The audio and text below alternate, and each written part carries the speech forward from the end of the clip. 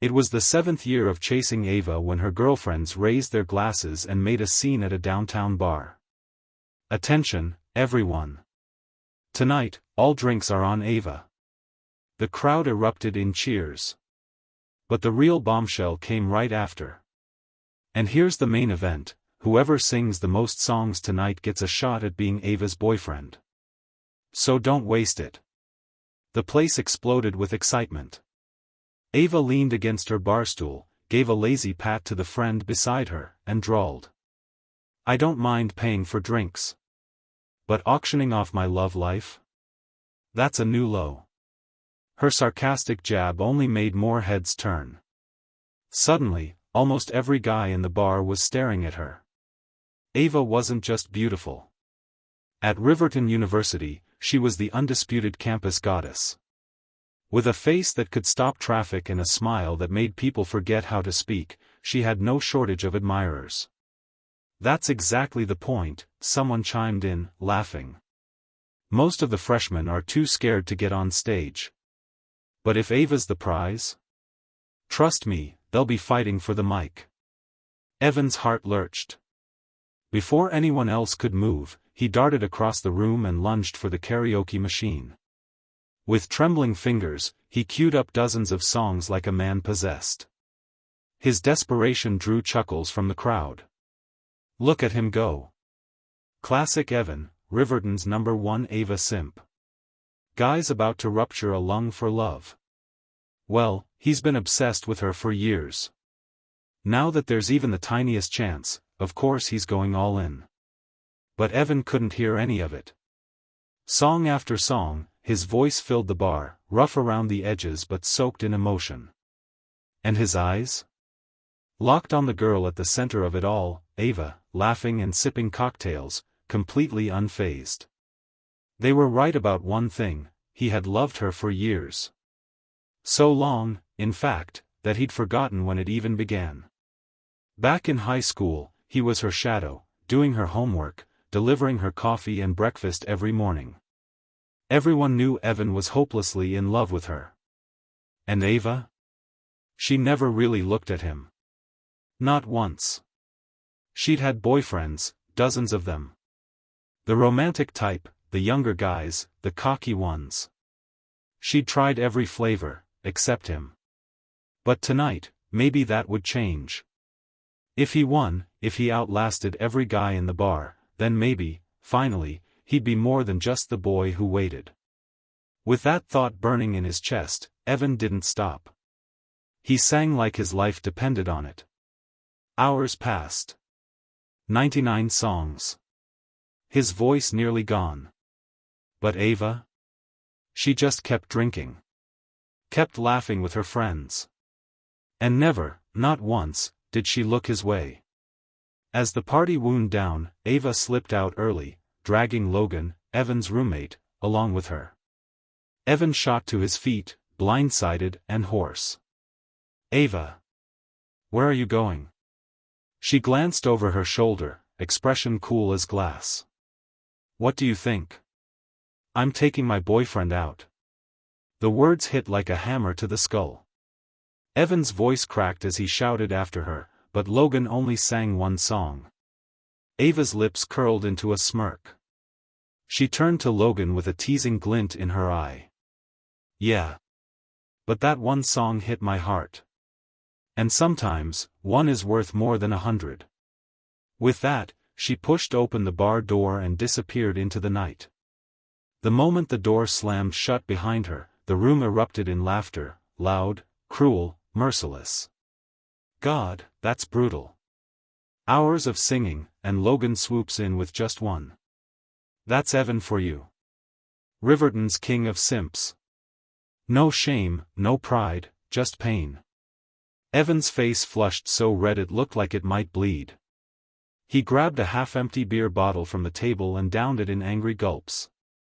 If alcohol could numb the nerves and erase humiliation, he needed to black out completely. He didn't know when things had spiraled like this, how he'd let Ava hurt him again and again, without resistance, without boundaries. Staggering drunk, he fumbled for his phone and, like a man possessed, started texting her in a frenzy. Ava, why would you do this to me? You know how much I like you. I've liked you since the first time I saw you. That's why I followed you like a shadow all these years. I studied like hell just to get into the same college as you. Even when there were always other guys around you, I put up with it. I stayed. Ava, could you just turn around, just once, and look at me? It was past 11 p.m. when Evan stumbled back into the dorm. He dropped into his chair like dead weight, slumped forward with his head on the desk, staring into nothing. Ava's face kept flashing in his mind, over and over. Why couldn't she look at him, just once? Was he really that worthless? He didn't know how long he sat there, but eventually the door swung open and in walked Logan, fresh from his night out, humming a tune and practically glowing. Seeing Evan alone in the room, Logan gave a mock sigh and chuckled under his breath. "Don't beat yourself up, Evan," he said, voice light with fake sympathy. "Take my advice, just let it go, man." He paused, then added with a smirk. "Ava's never going to like you. You don't believe me? Watch this." Logan held out his phone, screen glowing in Evan's face. It was a group chat, dozens of names, all girls. At the top was Ava. She'd taken a screenshot of Evan's long, heart-wrecked message and dropped it straight into the group with a flippant caption. "Ladies, check out this simp." The group chat exploded in laughter. A second later, a girl named Natalie fired off a meme, a mocking, eye-roll emoji that sparked a flood of replies. Queen Natalie. Natalie, what is this, middle school? So many typos. He's been chasing you for years and still hasn't quit? Classic hopeless romantic, emphasis on hopeless.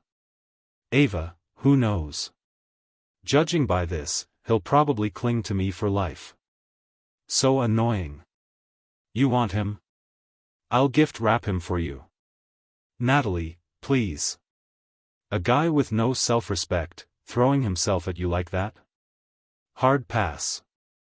Just promise me, Ava, don't ever fall for him just because he doesn't let go. Ava, as if. It's just fun. Like tossing a toy bone, you toss, he fetches. Honestly, it's entertaining. By the time Evan scrolled to the end, his face had gone ghostly pale. It felt like someone had reached inside his chest and crushed his heart in a fist. For years, he'd watched Ava date almost every notable guy at Riverton. He thought maybe, just maybe, there was something more to why she never chose him. But this? His love. His loyalty. His devotion. All of it had been a joke to her. A spectacle for her friends. A chew toy to toss. Whatever flame had burned inside him was now smothered, drowned in ice water. Logan glanced at Evan's red-rimmed eyes, half expecting him to break down sobbing right there. He was even prepping a cruel little jab for it, until Evan inhaled sharply, then pointed directly at Natalie's chat icon. His voice was like steel. "Give me Natalie's number." Logan blinked. "What? Why? That's Ava's best friend." Evan didn't flinch. "I said, give it to me." Maybe it was the tone. Maybe it was the look in Evan's eyes, one Logan had never seen before. Whatever it was, Logan obeyed, tapping the screen and forwarding her contact. Evan didn't hesitate. He typed the first message. "Hey, it's Evan." Silence. Then, finally. "So? Let me guess. You want me to help you chase Ava?" "Not happening." Evan typed slowly. Deliberately. "No. Everyone says you and Ava are the two most popular girls at Riverton. But to me, you've always been the one who stands out." Natalie, ? Natalie, so what's your point? Evan, my point is, I'm done pretending. The truth is, I never cared about Ava like that. All these years, I only got close to her for one reason. Natalie, and that reason is? Evan, to get closer to you. The chat went dead. Not a single bubble appeared. No typing indicator. Just silence, long, thick, and strangely electric. As if the phone itself had frozen, or the world had paused to process what he just did. After what felt like an eternity, Natalie finally replied. Natalie, are you insane? Evan, not at all. Ever since the first time I saw you, I haven't been able to get you out of my head. Natalie, really? And Ava? Evan, I told you, I never liked her. Not the way people think. From day one, it was always you. She was just the bridge that brought me closer. Natalie stared at her screen, typing, deleting, typing again. Again. And again. Even through the phone, Evan could feel her unraveling. Natalie, I don't get it. What the hell are you trying to do? Evan, I already said it. From the moment I laid eyes on you, I wanted you. You really make my heart race. This time, Natalie panicked. She didn't reply. She just shut off her phone. Evan stared at her icon, then slowly closed his eyes. Only he knew, the real story was just beginning. In the days that followed, Evan messaged her every morning. And every night.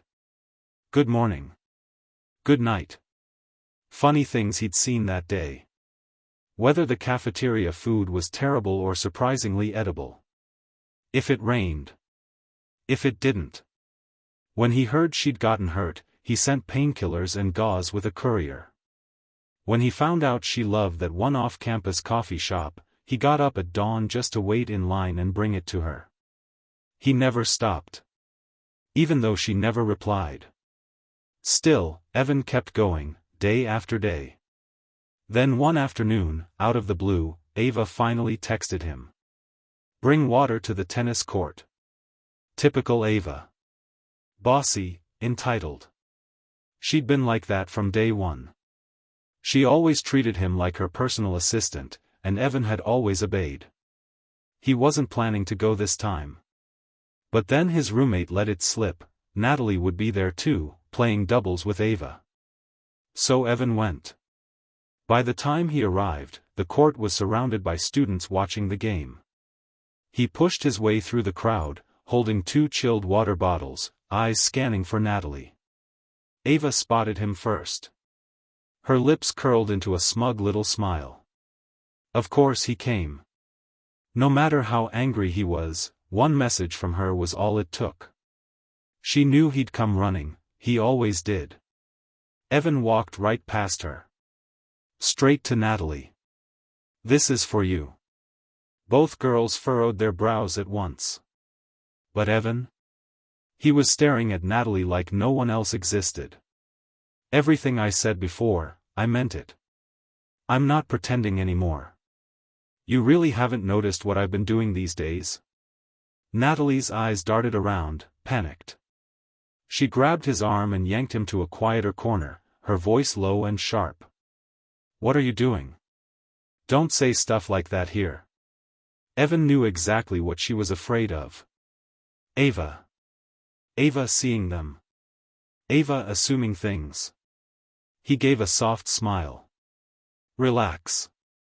As long as you take the water, I won't say a word. Promise. Natalie snatched the bottle, her voice icy. You'd better keep that promise. But Evan had already turned away, satisfied. He gave her a small wave and walked off. He never even glanced at Ava. Not once. Behind him, Ava narrowed her eyes. She watched Evan's retreating figure, then let out a cold, quiet laugh. So this was his little stunt? Trying to use her best friend to get under her skin? Please. She'd seen that trick 1,000 times. A guy pretending to move on, just to make her jealous. It never worked. And it wasn't going to now. That afternoon, Evan went to the campus cafeteria alone. He wasn't expecting to see Natalie there, she almost never ate at the dining hall. But somehow, they both ended up in line at the same time, ordering the exact same thing, sweet and sour ribs. Unfortunately, the woman behind the counter shook her head. "Last one," she said. Evan didn't hesitate. "Give it to her," he said easily. "I'll take the honey-glazed chicken." Once they'd gotten their trays, Evan didn't even pause, he walked straight to her table and sat across from her. But he didn't eat. He rested his chin in his palm and just stared. Dreamily. Softly. Like she was the only thing in the room. Natalie squirmed under his gaze. "Can you not look at me like that?" she muttered. "Just eat your food." Evan tilted his head, feigning innocence. "But that's exactly how I look when I'm staring at someone I like." Natalie's cheeks flushed a deep crimson. "Don't you feel embarrassed saying stuff like that?" Evan chuckled. "Not at all. You've always known, haven't you?" She froze. And then it hit her. The group chat. He must have read everything she said in there. Her eyes met his, hesitant. "You saw what I said, in the chat?" Evan shrugged, smiling like it didn't cost him a thing. "Yeah. But it doesn't matter. I don't mind." Natalie suddenly looked unsure, guarded.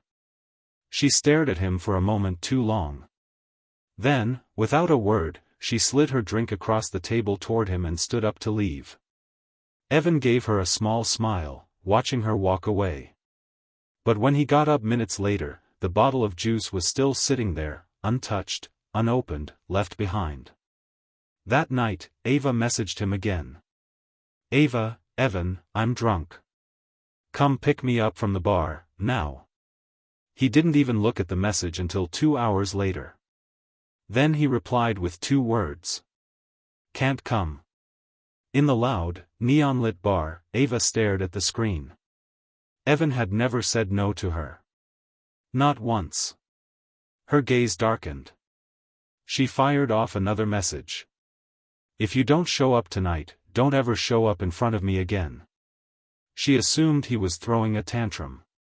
So she locked her phone, sat back, and waited. But the party dragged on. The drinks kept coming. And Evan never showed. She started tapping her fingers against the edge of the coffee table. Her brow furrowed. Her jaw tightened. Logan called her name, once, twice, before she finally snapped out of her daze. "Ava," he said gently. "It's getting late. Want to head back?" She opened her mouth to say no, automatically. But in that moment, Evan's face flashed through her mind like a bolt of static. A strange thought crept in. Her lips curled into a slow, chilling smile. She stood up, looped her arm through Logan's, and walked out into the night. The roar of a sports car engine shattered the quiet night outside the boys' dorm, echoing off the walls like a war cry.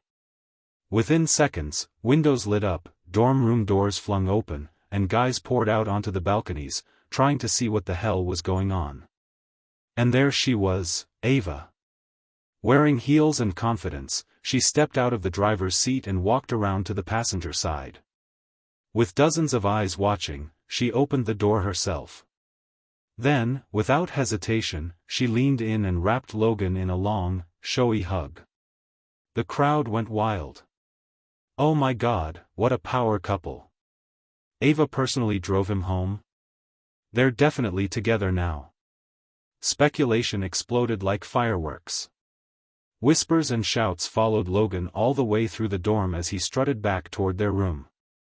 When he opened the door, Evan was at his desk, reading, calm as ever. Other guys from the hall rushed in before Logan even said a word. "Dude, are you and Ava a thing now?" But wait, wasn't Evan into her for, like, forever? Isn't that awkward? Logan shrugged, completely unfazed. "Yeah, we're together. But let's be real, Evan's been crushing on her solo for years. Ava never liked him back. If she didn't want him then, she's not gonna start now. Doesn't matter who she dates, he doesn't get a say." Then he turned to Evan, a smirk tugging at the edge of his mouth. "Evan, I'm with Ava now. Think you can be happy for us?" A shot to the heart, masked as a casual question. Cruel, precise. But Evan? He smiled. Not a fake one. Not a broken one. A calm, quiet smile. "Of course," he said. "I sincerely wish you both the best." The others exchanged confused glances. Everyone in that room knew how deep Evan had been in it. How long he'd held on. How hard he'd tried. Now he was watching his roommate, walk off with the girl he used to chase like a religion. And he didn't even flinch? They figured he was just faking it. Putting on a brave face. So they let it drop. A few days later, the annual campus talent show kicked off with fanfare. Evan was the heavy favorite to win it all. Originally, he'd planned a romantic ballad, something soft and aching, something he'd rehearsed over and over again with one dream in mind, a public confession to Ava from the stage. He'd begged her to come, pleaded even. And eventually, she agreed, barely. But now? Now he didn't need that song anymore. And he didn't need her to hear it either. The night of the competition, both Ava and Natalie showed up. In the audience, Ava crossed her legs and leaned toward Natalie, smirking as she whispered. "See? He begged me to come tonight. I guarantee you, he's gonna sing some cringy love song and then make some big, dramatic confession. Classic Evan. I called it." But for the first time, Natalie didn't join in on the mockery. She just glanced at Ava and said quietly, "You sound a little too sure about that." Ava lifted her chin, confidence sharp as ever. "Please. No one knows him better than I do."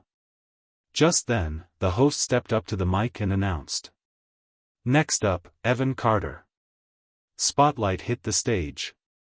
Evan walked out in a crisp white shirt and black slacks, looking taller, calmer, more composed than ever before. His presence had changed, no longer the desperate boy trailing behind someone's shadow, but someone entirely his own. He took the microphone. His eyes scanned the crowd for just a beat, landing briefly in Ava and Natalie's direction. Then he spoke. "The song I chose tonight isn't a love song. It's called One Day. I'd like to dedicate it to peace, and to a world without war." The music began. Ava's expression twisted. She frowned, visibly annoyed. The boy on stage, standing straight and shining under the lights, that wasn't the Evan she remembered. And it irritated her. "Boring," she muttered, then rolled her eyes and got up to leave. She didn't even glance back. But Natalie stayed seated. Her eyes never left the stage. And slowly, something shifted in them. By the time the final note faded, the crowd exploded into applause. Cheers, whistles, standing ovation. Evan had won. Unsurprisingly. Unanimously. As he made his way off stage, Evan spotted her, Natalie, waiting quietly by the exit. He blinked, caught off guard, then walked toward her, slow and sure. When he reached her, his voice was gentle, steady. "Natalie," he said, smiling, "you'll sleep easier tonight." She blinked. "What do you mean?" Evan's eyes softened. "Your parents, they were field doctors, right? And they used to sing One Day to you all the time? It's been a while since you've heard it from them. I figured, maybe you missed it. So I learned it. Just so I could sing it for you. Did it sound okay?" Natalie's face flushed instantly, turning red all the way down to her neck. She snapped, too flustered to think. "Don't flatter yourself. I didn't come here for you.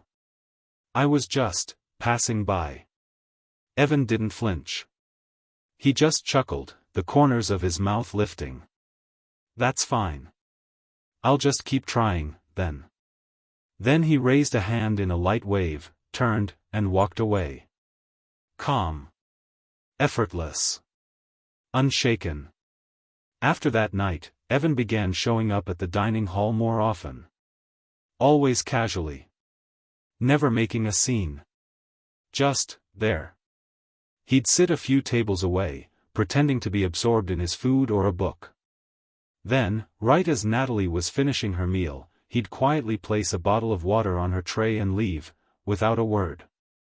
She knew it was from him. At first, she ignored it. Let it sit there untouched. But over time, it became a quiet routine. Until one afternoon, someone sitting with her reached for the bottle. "Guess you're not drinking it," they said, already twisting off the cap. Natalie snatched it out of their hand like it was something sacred. "Who said I wasn't? From now on, no one touches this but me." She unscrewed the cap and took a long drink, nearly finishing the whole thing in one go. From then on, she drank every bottle Evan left. They began running into each other more often around campus. Whether it was coincidence or intention, she couldn't quite tell. But Evan never hid. Even when she ignored him completely, he'd still greet her with a smile, unbothered. One day, they both ended up in the same lecture hall for a gen ed course. Natalie was half asleep in the back row when the professor called on her. Eyes wide, she stood up in a daze, no idea what question she was supposed to answer. That's when she felt a soft tug at her sleeve. She glanced down. Evan was sliding his notebook toward her, the answer scribbled clearly on the page. Their eyes locked. Something skipped in her chest. She mumbled the answer, fumbled through it, and somehow got it right. As she sat down, she muttered under her breath. "Thanks." Evan looked downright pleased with himself. "Don't mention it. Helping someone I like? I could do that all day." Natalie's cheeks flushed again. She leaned in and hissed, flustered. "Evan, could you not say that word every 5 minutes?" Evan grinned and instantly clamped a hand over his mouth like a child caught swearing. Okay. I'll stop." Then, gently, he reached for her hand, turned her palm upward, and with one finger, drew a tiny heart in her skin. Natalie froze. Even after he walked away, long after the class ended, she sat there staring at her own hand like it had a secret etched into it. She must be losing her mind. Because somehow, Evan was starting to feel kind of interesting. Sunday came, and for the first time in what felt like forever, Evan didn't text. The boy who messaged Natalie every single day, like clockwork, was suddenly, completely, silent. She should have been relieved. She usually found his constant presence annoying. But now, with nothing from him, she felt strangely off. As she stepped out of the library, she glanced at her phone one more time, still nothing. Frowning, she shoved the phone deep into her coat pocket, frustrated with herself for caring. It was raining hard. She opened her umbrella, about to head back to her dorm, when she thought she heard someone call her name. She looked up, and saw him. Evan. Soaked through, not even trying to shield himself from the downpour, sprinting across the courtyard toward her with a large box in his arms. He stopped just in front of her, panting, dripping wet, and shoved the box into her arms. "Here. You said you were craving this brand of yogurt, right? I had to go to the next city to find it. Took me 5 hours by train. So, drink all of it, okay?" Natalie stared at him like he'd lost his mind. Yesterday, she had casually posted on Instagram that her favorite yogurt brand had been discontinued. That's it. Just a passing complaint. And now, he was standing in front of her, soaked to the bone, holding an entire box like it was a gift from the gods.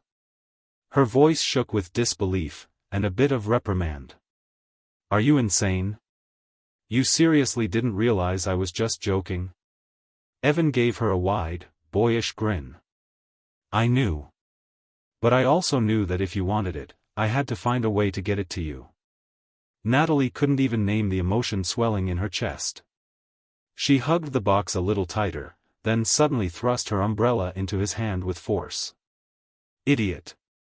And with that, she turned and ran off into the rain, yogurt in her arms, heart pounding. Back in the girls' dorm later that evening, the gossip circle was buzzing. Have you noticed? Evan's been totally MIA lately. Yeah, it's weird. He hasn't been around Ava at all. Ava, overhearing, looked up from her phone. Now that they mentioned it, Evan really hadn't come by in a while. She opened their chat, clicked into his profile, and paused. He'd changed his profile picture. It used to be one she'd taken of him years ago, something silly, blurry, sweet. Now it was gone. Replaced with something distant. Unfamiliar. A strange pang bloomed in her chest. The conversation around her kept going. It'd be a blessing if he finally gave up. That guy's obsession was exhausting. Seriously. Evan's the kind of guy who doesn't get it until you scream it in his face. Good riddance. The words were still hanging in the air when the door slammed open. Natalie strode in, holding the yogurt like a sword, her expression thunderous. Her tone was ice. Wow. You all feel good dragging someone behind their back like that? The room went silent. Startled. Someone finally stammered. What's going on with you? Didn't you hate Evan? Why are you defending him now? Natalie grabbed her coat and stood up. I just don't like people who talk big behind closed doors. She stopped in the doorway and turned back to glare at them. The yogurt on the table? Don't touch it. It's mine. And with that, she walked out, leaving a stunned silence in her wake. The other girls exchanged baffled looks.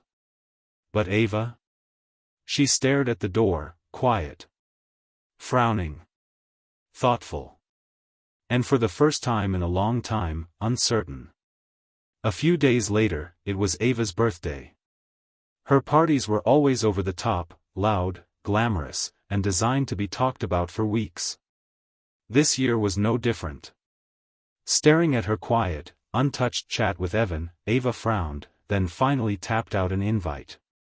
Party starts at 8. Don't be late. She didn't expect a reply. She didn't need one. He wouldn't dare miss her birthday. When Evan saw the message, he didn't even hesitate. He deleted the chat. He wasn't going. He didn't want to see Ava, didn't want to play her games, and definitely didn't care about her party anymore. But Logan, smirking, needling, wouldn't shut up about it all night. What's the matter, Evan? Afraid she'll get on the mic and confess to me this time? Or are you hoping your absence will make her suddenly realize how much she needs you? Evan rolled his eyes, jaw tightening. By the end of the night, he was done listening. Fine. He'd go. One last time. Just to set things straight. The party was packed. Music, lights, glittering heels, and champagne.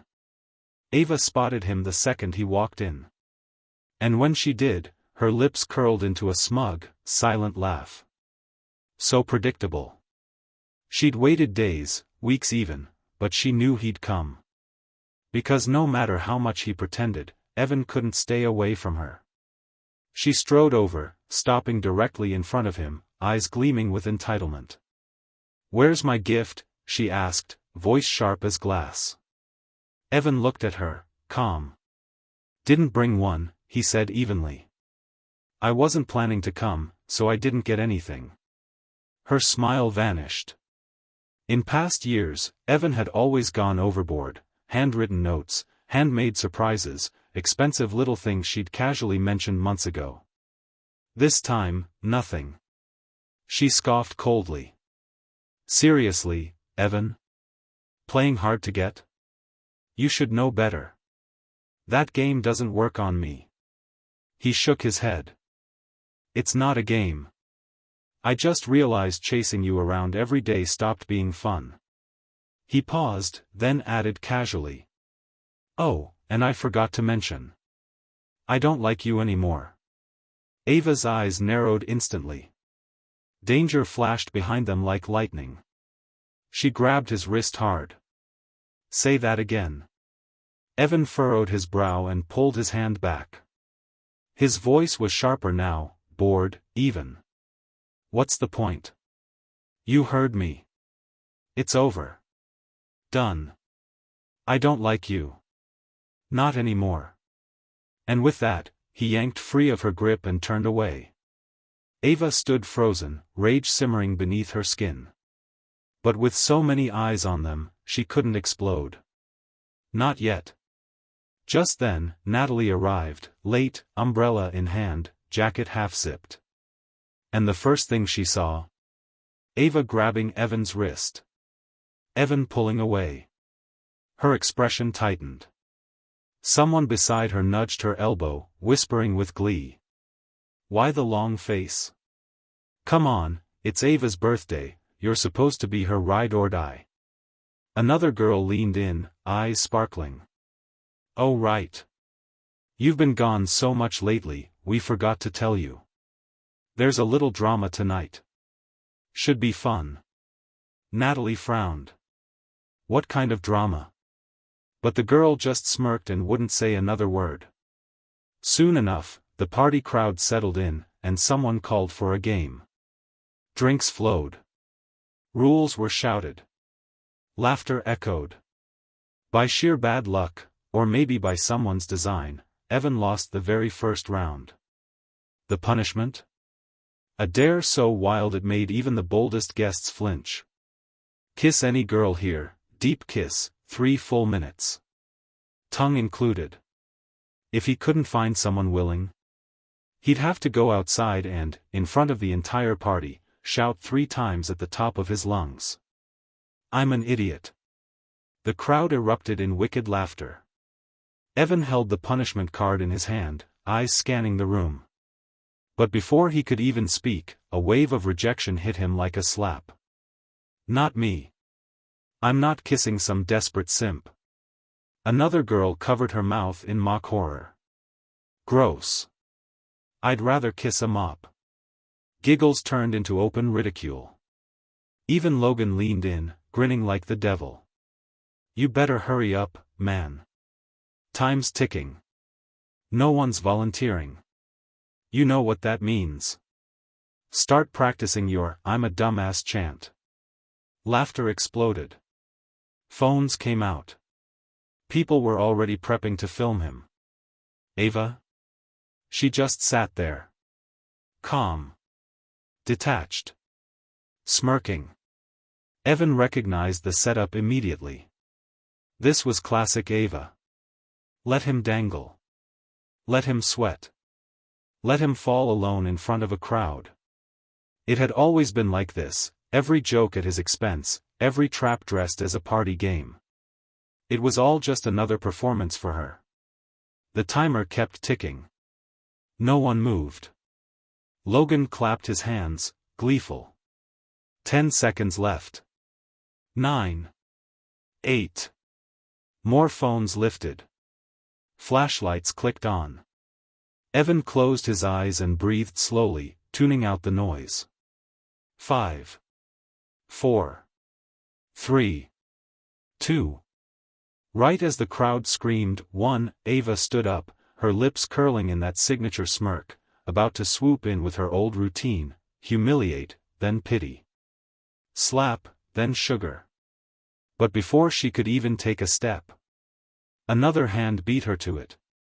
Soft. Steady. Intentional. Natalie. Her fingers wrapped around Evan's wrist as she pulled him to his feet. His eyes opened. And he smiled, just slightly. He'd bet on this moment. And he'd won. She looked around the stunned crowd, eyes blazing with ownership. Who said no one wanted to kiss him? Then she grabbed him by the collar, tilted his head, and crushed her lips onto his. The room exploded. Gasps. Screams. A wave of shocked chaos. But Natalie didn't care. Her hand was firm behind Evan's neck, her kiss deep and unflinching. And for once, in front of everyone, the game didn't break him. It crowned him. Natalie's kiss was nothing short of a storm, urgent, possessive, and almost punishing. Evan could barely breathe. His cheeks flushed crimson, eyes glistening with a kind of dazed, emotional heat. Even those in the back of the room, who couldn't see the kiss, could hear it. The wet, unmistakable sound of two people completely lost in each other. And then, "Let go of him." A voice cut through the crowd. Ava. Her brows were furrowed, her eyes wide with disbelief, fury simmering beneath the surface. She marched forward and yanked Evan's arm, trying to tear him away. Because this couldn't be happening. Her Evan, her shadow, her toy, was now kissing her best friend like nothing else in the world existed? Her chest rose and fell erratically, emotions warring inside her. She kept telling herself it didn't matter. He was just a clingy loser she'd finally shaken off. But watching them now, watching her friend kiss Evan like she owned him. Ava's vision nearly burned red. Natalie felt Evan hesitate for a moment, his focus drifting toward Ava's voice. So she bit him. Just a soft graze of teeth on his lower lip. A playful threat. A firm command. Then, in a low whisper, her breath ghosted against his ear. "Eyes on me. Ignore the noise. They don't matter." That warmth traveled from his ear to his neck in a flash, his skin flushed, tingling red. He was dizzy, gasping through parted lips, drunk off the kiss, teetering on the edge of oxygen deprivation. But somehow, Natalie always knew when to pull him back just before he tipped over. And she was changing, too. What started as a bold, messy act of rebellion had melted into something fluid, tender, and shockingly intimate. Neither of them had to explain it. The flushed cheeks. The way they clung to each other.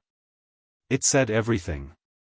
Even when the kiss ended, Natalie kept her arms locked around him, eyes locked on his lips like she might claim them again. A few people averted their eyes, pretending to refocus on the party. But the tension in the room was palpable. Still, two guests, completely lacking in tact, walked over and flanked them on either side. "Evan, what the hell? Ava's right here. Weren't you in love with her, like, yesterday?" Logan's gaze flicked between Ava and Natalie, a theatrical frown pulling at his lips. Then, as if realizing he might have said too much, he turned toward Ava and lowered his voice. "Don't be mad, okay? Evan didn't mean it. His feelings for you were real, I swear. He probably didn't even want to kiss Natalie. Honestly, blame the game. It's our fault for making the rules so harsh. He probably panicked, that's all. Look, if he didn't want to do the punishment, he could have just taken a few shots. No big deal, right? That's what friends do." Logan's words wore the skin of sympathy, but every sentence chipped away at Evan's dignity. Painting him as irrational. Immature. Unable to own his choices. The room shifted with subtle judgment. Whispers. Raised eyebrows. Long, loaded stares. So he's the kind of guy who plays the game but throws a tantrum when it's not in his favor? Kisses one girl while still holding a torch for another? Evan felt it, that weight. That sour, twisted framing. And he knew exactly who orchestrated it. Ava didn't say a word. But her silence was deafening. Her face had gone slate gray, rage and humiliation carved into her jaw. It was supposed to be her night. Her party. Her spotlight. And now she was the sideshow to a drama she didn't control. "Enough, Evan. You're coming with me." Ava's voice was low, sharp as broken glass. The air around her dropped 10 degrees. The way she looked at Natalie, disdain in her eyes, lips curled in something between contempt and disgust, sent a clear message: you don't belong in this story. But Natalie? She just smiled. Not nervously. Not apologetically. It was a slow, satisfied smirk, the kind that made a room lean in and hold its breath. Her long arm slipped around Evan's shoulders, fingers grazing his neck as she lazily wiped her lips with the back of her hand. The gloss on her mouth, smudged, messy, unmistakably used, only blurred more with the touch, painting the moment in undeniable intimacy. "And why would he go with you?" Natalie cooed. "Who are you to him, exactly?" She tilted her head, eyes gleaming. "Evan's my boyfriend." "Kind of inappropriate for you to drag someone else's man away, don't you think?" With that, she looped both arms around Evan's neck and pulled him in tighter. "Tell her, babe," she purred, her voice soft and deliberately girlish, pressing her cheek against his shoulder like a spoiled cat. Evan coughed awkwardly, nudged her away slightly, shot her a warning glare. But Natalie didn't budge. He finally gave up. "We're dating." It was half muttered, more out of surrender than conviction. Natalie beamed like he'd just proposed. The two of them were so physically close, so effortless in their play, that there was no space left for anyone else, not even for Ava, queen of the room. And the way Natalie clung to him, possessive, radiant, untouchable, it drove Ava's rage to a boiling point. Her expression darkened until it was nearly black. "Dating?" she scoffed. "Funny. And when exactly did that happen?" Her voice dripped acid. "Evan, weren't you just begging for me a few days ago? Pouring your pathetic little heart out in messages like some obsessed puppy?" She pulled out her phone and, with deliberate flair, began scrolling through screenshots. Chat logs. Paragraphs. Please. All from Evan. She'd compiled them like evidence for trial. One by one, she held them up to their faces. "What's this, then? A temporary memory lapse?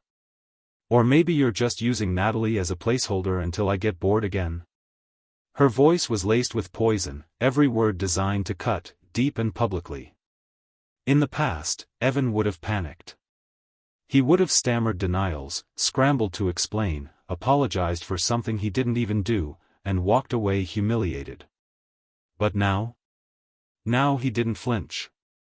Not even a blink. He just stood there, calm, unmoved. Ava's venom only echoed in the air, bouncing off armor that no longer cracked. And the more she spoke, the clearer it became. She wasn't above him. She wasn't untouchable. She was desperate. Clawing at control she no longer had. And Evan? He was finally starting to see her for what she was. Not a goddess. Not a fantasy. Just a girl who hated losing. Hearing Ava's sharp, faux-composed words, Evan suddenly felt nothing. No pull. No spark. No mystery. Just a hollow kind of noise. He looked at her, really looked at her, and the illusion crumbled. She wasn't captivating anymore. She was just loud. He turned to Natalie, his face softening, then leaned his head gently against hers. His voice was light, almost tender. "Ava, actually, I should be thanking you. If it weren't for you, I probably wouldn't have had so many chances to get close to Natalie." He glanced at Natalie, who smiled just slightly, her eyes flickering with amusement. "Back then, everything I did probably confused you. And that's on me. But the truth is, I liked Natalie. I just didn't know how to get close to her. So yeah, I admit it, at first, I was drawn to you. But that faded. And once Natalie started letting me in, I realized, if I were ever going to be with you, it would have happened already. But it didn't. Because I didn't want it anymore. Now, Natalie and I are together. You and Logan are a couple too, right? So we've both found our match. Two couples born out of one messy little triangle. Kind of poetic, don't you think?" His voice was sincere. Calm. And worst of all for Ava, honest. She looked into his eyes and saw no performance. No flinch. No game. Just the truth. When he turned to Natalie and added with a chuckle. It's funny, actually. A few weeks ago, Natalie was still mad at me over you. Thought I still liked you. Wouldn't even talk to me. Natalie gave an exaggerated sigh and nodded in agreement, lacing her fingers with Evan's. The gesture was so casual, so natural, it shattered Ava. Her breath caught in her throat. Her lips parted, trembling. This couldn't be happening. Evan chasing her was routine. It was baked into her ego, her rhythm. His texts, his loyalty, his eyes, always on her. And lately, without them? Everything had felt off. Lonely. Wrong. She hadn't admitted it aloud, but she'd thought of him. Often. His voice. His gaze. His absence. And now he was saying, it was never about her. That Natalie, her best friend, had always been the goal. The revelation hit like thunder in her chest. She searched her memory, trying to disprove it. But the signs were there. Every coincidental meeting. Every glance she once thought was for her. It had always been Natalie. Her pride flared, desperate for a foothold. No. No way, she said, voice shaking. You're lying. This is just some twisted reverse psychology thing. You're trying to make me jealous, right? This whole act, it's pathetic, Evan. You used to be better at this. Now it's just desperate. Her voice cracked. Her fists were clenched so tight her knuckles turned white. Still, she forced a crooked smile to her face, eyes shining with something between denial and delusion. Look. If you come with me now, I'll pretend none of this happened. I'll tolerate you as my boyfriend. But you don't get to tell me what to do. Understood? The room seemed to hold its breath. And Evan? He blinked. Because even now, even backed into a corner, Ava somehow still believed she was in control. That he'd crawl back the second she snapped her fingers. He stared at her for a long moment. And finally, it hit him. She really didn't see it. Not the shift. Not the way the balance of power had already tipped. Ava, Evan said, voice calm and cutting. I'm not playing mind games, and I don't want to be with you. You've got a boyfriend now, don't you? He turned his eyes toward Logan, sharp and deliberate. Or wait, Logan, are you still unofficial? No title yet? Or is Ava playing both sides? The room went still. Logan tugged at Ava's sleeve, panic flickering in his eyes. Ava, what is he talking about? He asked, voice soft and cracked. Didn't you say, you liked me? Tears pooled in his eyes. He looked embarrassed, wounded in a way he couldn't hide. Evan's words had landed like a slap. For weeks now, Logan had danced in Ava's shadow. The flirting. The almost moments. He thought tonight would change that. That in front of everyone, she'd finally claim him. Ava's brow furrowed, until a sudden realization sparked behind her eyes. Like a stage light switching on. She turned, slipped her arms around Logan, and pressed a kiss to his forehead. Please, she said coldly, turning back to Evan. Logan and I have been together this whole time. Don't regret what you did tonight. And just like that, she grabbed Logan's hand and stormed out, the door slamming so hard behind her it rattled the walls. The birthday girl had left in fury. The energy of the party dissolved in seconds. Nobody was laughing anymore. The cake that had been so carefully arranged now sat half-cut and forgotten, divided like an afterthought.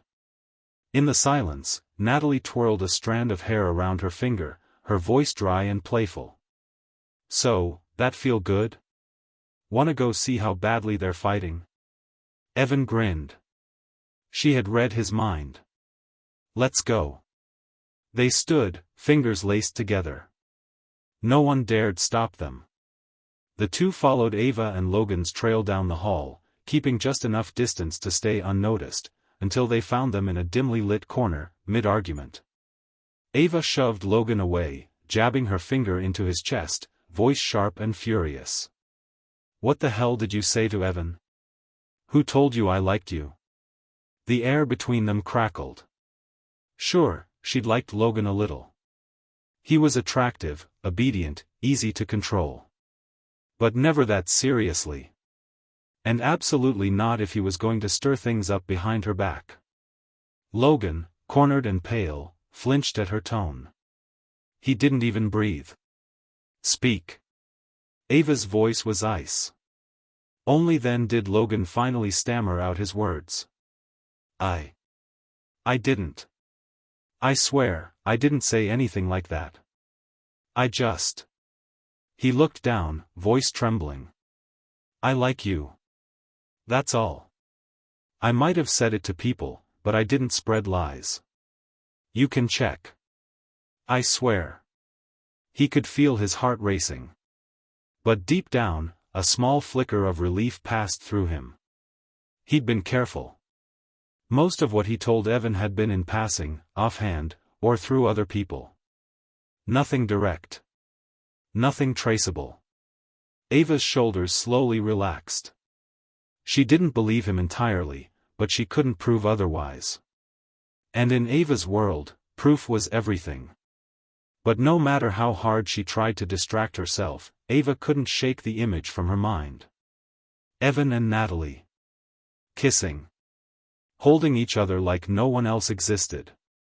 It lodged in her chest like a splinter she couldn't dig out, small but agonizing.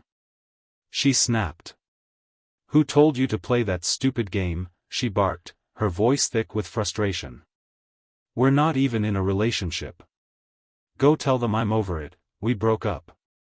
Her tone was sharp, dismissive. Logan stood just inches away, but in her mind, all she could see was Evan. The truth was, she'd never truly wanted Logan. He was a shield. A distraction.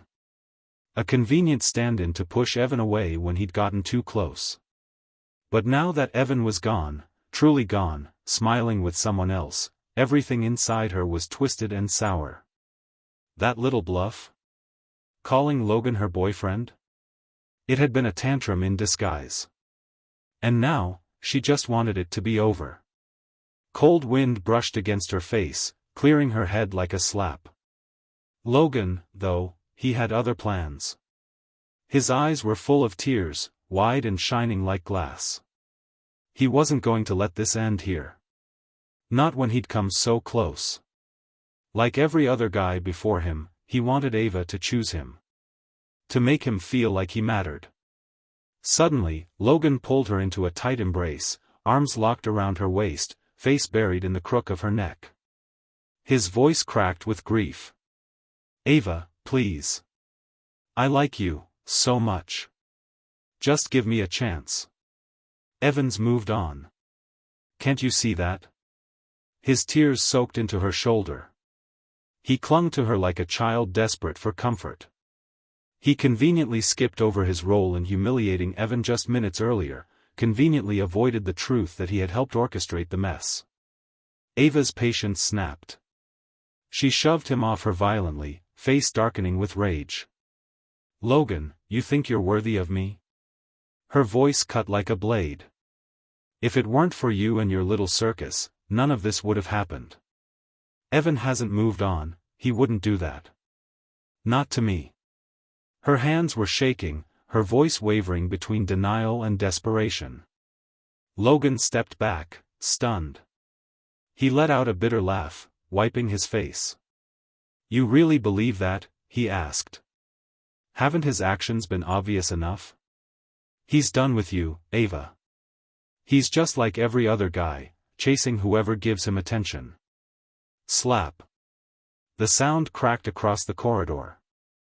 Logan staggered a step back, one hand flying up to his cheek, which had already begun to flush a furious red. His voice trembled. You slapped me?" Ava's eyes burned. Who said you could talk like that? For a second, Logan looked like he might raise a hand in return. But he didn't. He couldn't. All he could do was turn, humiliated, and storm off down the hallway. And as he rounded the corner, he stopped short. There, leaning casually against the wall, were Evan and Natalie. Watching. Logan's shame curdled into fury. Get the hell out of here. He shoved past them, his shoulder crashing into Evan as he passed. Evan didn't move. He didn't even blink. Watching Logan storm away, Evan felt a flicker of satisfaction. But more than that, relief. Relief that he was finally out of it. Out of her gravity.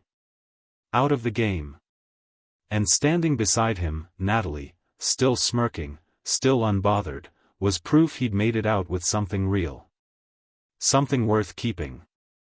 Ava heard footsteps and voices behind her, and turned. There they were. Evan and Natalie. Together. Her face tightened. What are you two doing here? She asked, trying to keep her voice even. But the embarrassment bled through. They'd seen it, everything. The fight. The slap.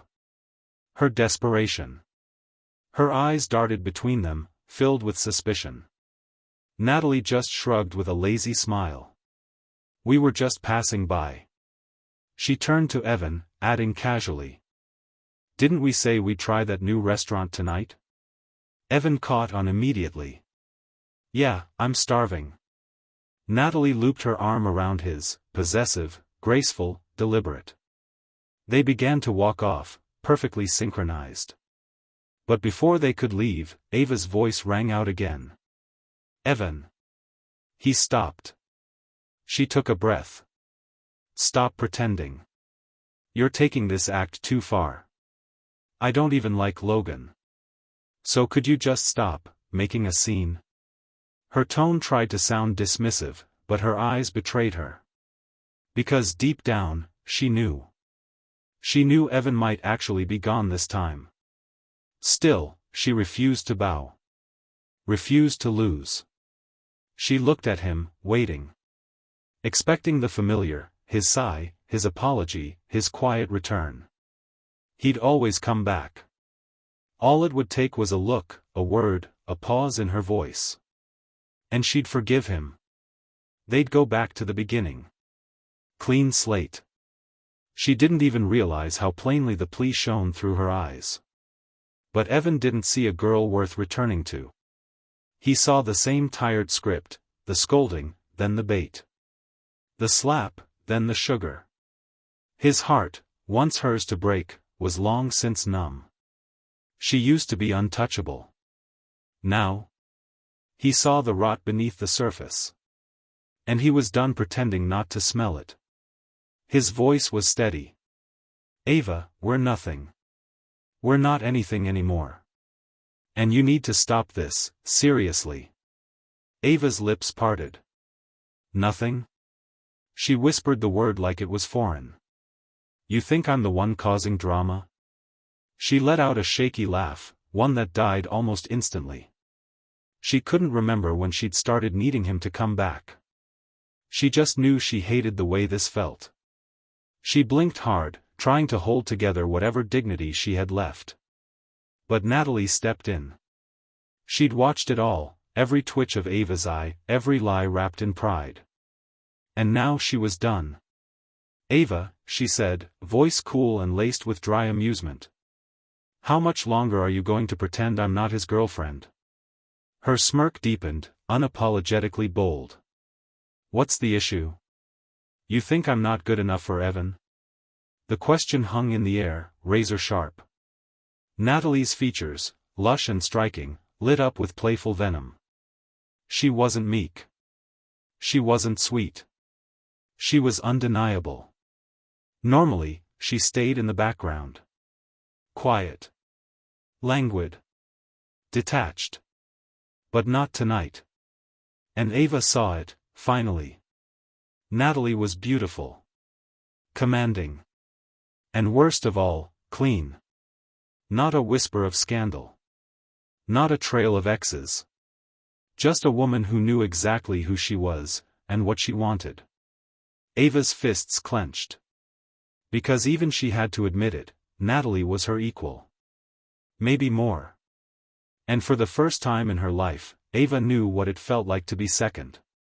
For reasons she couldn't name, Ava's energy collapsed the moment Natalie spoke. All that fire, gone. Like someone had unplugged her. She stood there awkwardly, trying to form a smile, but her mouth wouldn't cooperate. Her voice came out barely above a whisper, drained and shaky. Evan. She looked up at him, her eyes pleading in a way they never had before. Tell me, you don't like her. You like me, right? It was desperate. It was real. And it was the first time Evan had ever seen Ava like this, truly small. And God, it felt good. So good. He didn't blink. Didn't soften. I don't like you, he said, slowly and clearly. I hate you. Every word was a stone. And as he spoke them, he could see it happening in real time. The hope in Ava's eyes splintering. Bit by bit. Until nothing was left. He'd done it. His plan had worked. It didn't matter how much Ava actually liked him now. He knew her well enough to understand that for someone like her, the real heartbreak wasn't love lost. It was power lost. The girl who once had him wrapped around her finger couldn't handle being discarded. Evan didn't need her to love him. He just needed her to feel what he'd felt, small, helpless, replaceable. Was it cruel? Maybe. But God, did it feel fair? He looked at her, really looked, and asked himself. Does it still hurt? Before the answer could surface, another voice inside him whispered. Of course it hurts. But not nearly as much as it used to. Ava could have let him go years ago. Could have told him the truth. Instead, she dangled him like a puppet. Every time he tried to move on, she'd reel him back in. A smile here. Maybe, there. A crumb of affection when he was about to starve. And every time, he fell for it. He remembered how it felt when she first started dating someone else. The way he'd gone home, silent and hollow, trying to convince himself that her happiness meant something. It didn't. It was just another game. And now, he'd returned the favor. But as he stared at her, this broken, shaken version of the girl he once thought was untouchable, he felt nothing. No victory. No joy. Just emptiness. So this is it? He'd spent years chasing her ghost, and now that he had finally outrun it, all he wanted was to sit down and breathe. At some point, without a word, Ava had turned and walked away. Her footsteps had faded into the night. Now it was just the two of them. Evan. Natalie. The only ones left. And for once, that didn't feel lonely. It felt like peace. Come on. Weren't you starving? Natalie tugged at Evan's hand, gently pulling him out of his daze. Only then did he blink and finally follow her steps. Seeing him return to himself, she tried to lighten the moment, even if her voice carried a thin veil of something else. Evan, don't tell me you were just using me to block Ava. She gave a playful pout, masking the sting behind a teasing tone. Because if you were, too bad, you're mine now. No take-backs. Then, in the most immature and adorably possessive way, she reached up with both hands and squished his cheeks. A joke. A game. But her eyes never left his. And behind all the joking and jabbing, she was waiting. Waiting for an answer that mattered. Evan paused. Something in him stilled. Then focused. He looked at her, really looked, and said quietly. If I'm being honest, at first. No. I didn't mean it. Natalie's smile faltered just a little. A flicker of that brave face slipping. I said I liked you, but I didn't mean it. It was all part of the act. Her expression cracked into a half-hearted grin, lips curled but eyes unblinking. And then Evan added, gently, sincerely. But now, I think I do like you. And just like that, Natalie beamed again, sunlight breaking through clouds. Duh. I mean, look at me. How could you not? She grinned, shameless and wild, and launched into a barrage of teasing affection. Her arms wrapped around his. Her head rested against his shoulder. She didn't care about the people watching. She never had. And for the first time in a long time, Evan laughed. A real one. He didn't know how deep his feelings went. Not yet. But in this moment, his heart was alive again, really alive. He thought love was supposed to hurt. To ache and twist and claw at your ribs. But maybe that had just been Ava. With Natalie, it was different. Lighter. Warmer. Possible. Please, he thought. Let this be real. Let this stay. He let Natalie lead him down the sidewalk toward dinner. Neither of them noticed the shadow that followed. Because Ava had never left. She'd only pretended to walk away. But her pride, her face, her dignity, it had all been ground into the pavement. And she still didn't understand why it hurt so much. She had dated dozens of men. Switched them out like accessories. None of them had ever lasted more than 3 months. None of them had ever mattered. Not until Evan. He was supposed to be another name on her list. Another story to tell. But instead, he had broken her. And worst of all, she didn't even see it coming. Ava trailed behind Evan and Natalie like a ghost. Their laughter floated back to her in waves, carefree, unfiltered, real. It burned. Her heart felt like it was being slow-roasted over an open flame, the kind of pain that started dull and grew sharper with every second. For so long, she had told herself it was all an act. That Evan and Natalie were faking it, putting on a show just to get under her skin. But here, now, they weren't even around friends. There was no audience. No reason to keep pretending. They weren't pretending. Evan just didn't love her anymore. She watched his back with hollow eyes, her legs moving on autopilot as she followed them into a quiet fusion restaurant tucked along a side street. It was dim and softly lit, with high-backed booths and frosted glass dividers, intimate by design. Ava didn't hesitate. She slid into the booth directly next to theirs, only a thin partition separating her from them. She ordered a few appetizers without thinking, then added a full flight of low-proof cocktails. One by one, she downed them. Her cheeks flushed, but her mind stayed clear. And worse, so did her ears. She could hear every word from the other side of the wall. Evan's voice, calm, relaxed. Natalie's laugh, warm, unguarded. They talked about food. School. Professors. Inside jokes. Grocery runs. Ordinary things. But to Ava, each word was a dagger. She sat stiffly, fists clenched in her lap. It should have been me. That seat. That laugh. That rhythm. It was mine first. She remembered how Evan used to chirp beside her like a bird. Always talking, always asking, always trying to make her laugh. He was a nervous mess, clumsy, eager, a little annoying. But God, he had adored her. Now when he looked at her, there was only caution. Distance. Cold. She let out a bitter laugh, quiet enough to keep it from slipping past the divider. When did I lose him? She didn't know. Maybe it was when she stopped seeing him as someone worth keeping. Maybe it was when she started treating him like a backup plan instead of a person. Only now, sitting alone, half drunk, and half broken, could she admit the truth. She had liked him too. Back then, when they were just kids. When his voice cracked and his jokes were terrible and his eyes lit up whenever he saw her.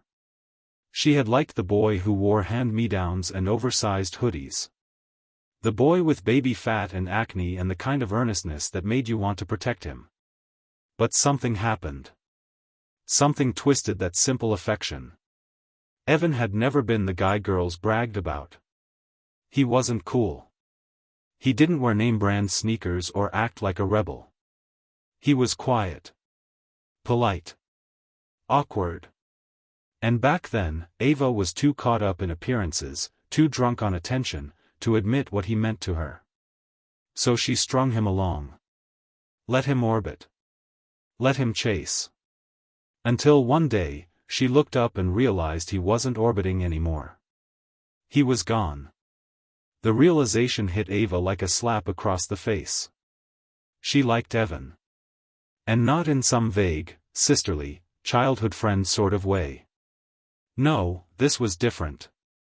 Romantic. Real. Terrifying. Her first reaction? Denial. It made no sense. Evan had never been the guy girls whispered about in the locker room. He wasn't stylish, or tall, or dangerously charming. He was just Evan. That slightly chubby boy with the gentle voice and warm eyes who trailed her like a shadow. How could she, the girl everyone watched when she walked into a room, feel this way about him? It felt impossible. Embarrassing. Worse, exposing. So she ran from it. She didn't run away from Evan, no, that would have been too obvious. She ran by doing what she knew best, finding a new distraction. Her first boyfriend was tall, lean, and wore his hair long in a way that made girls swoon. Ava agreed to date him for one reason and one reason only. His eyes reminded her of Evan's. But it didn't take long for the illusion to break. He wasn't Evan. Not even close. After him came others.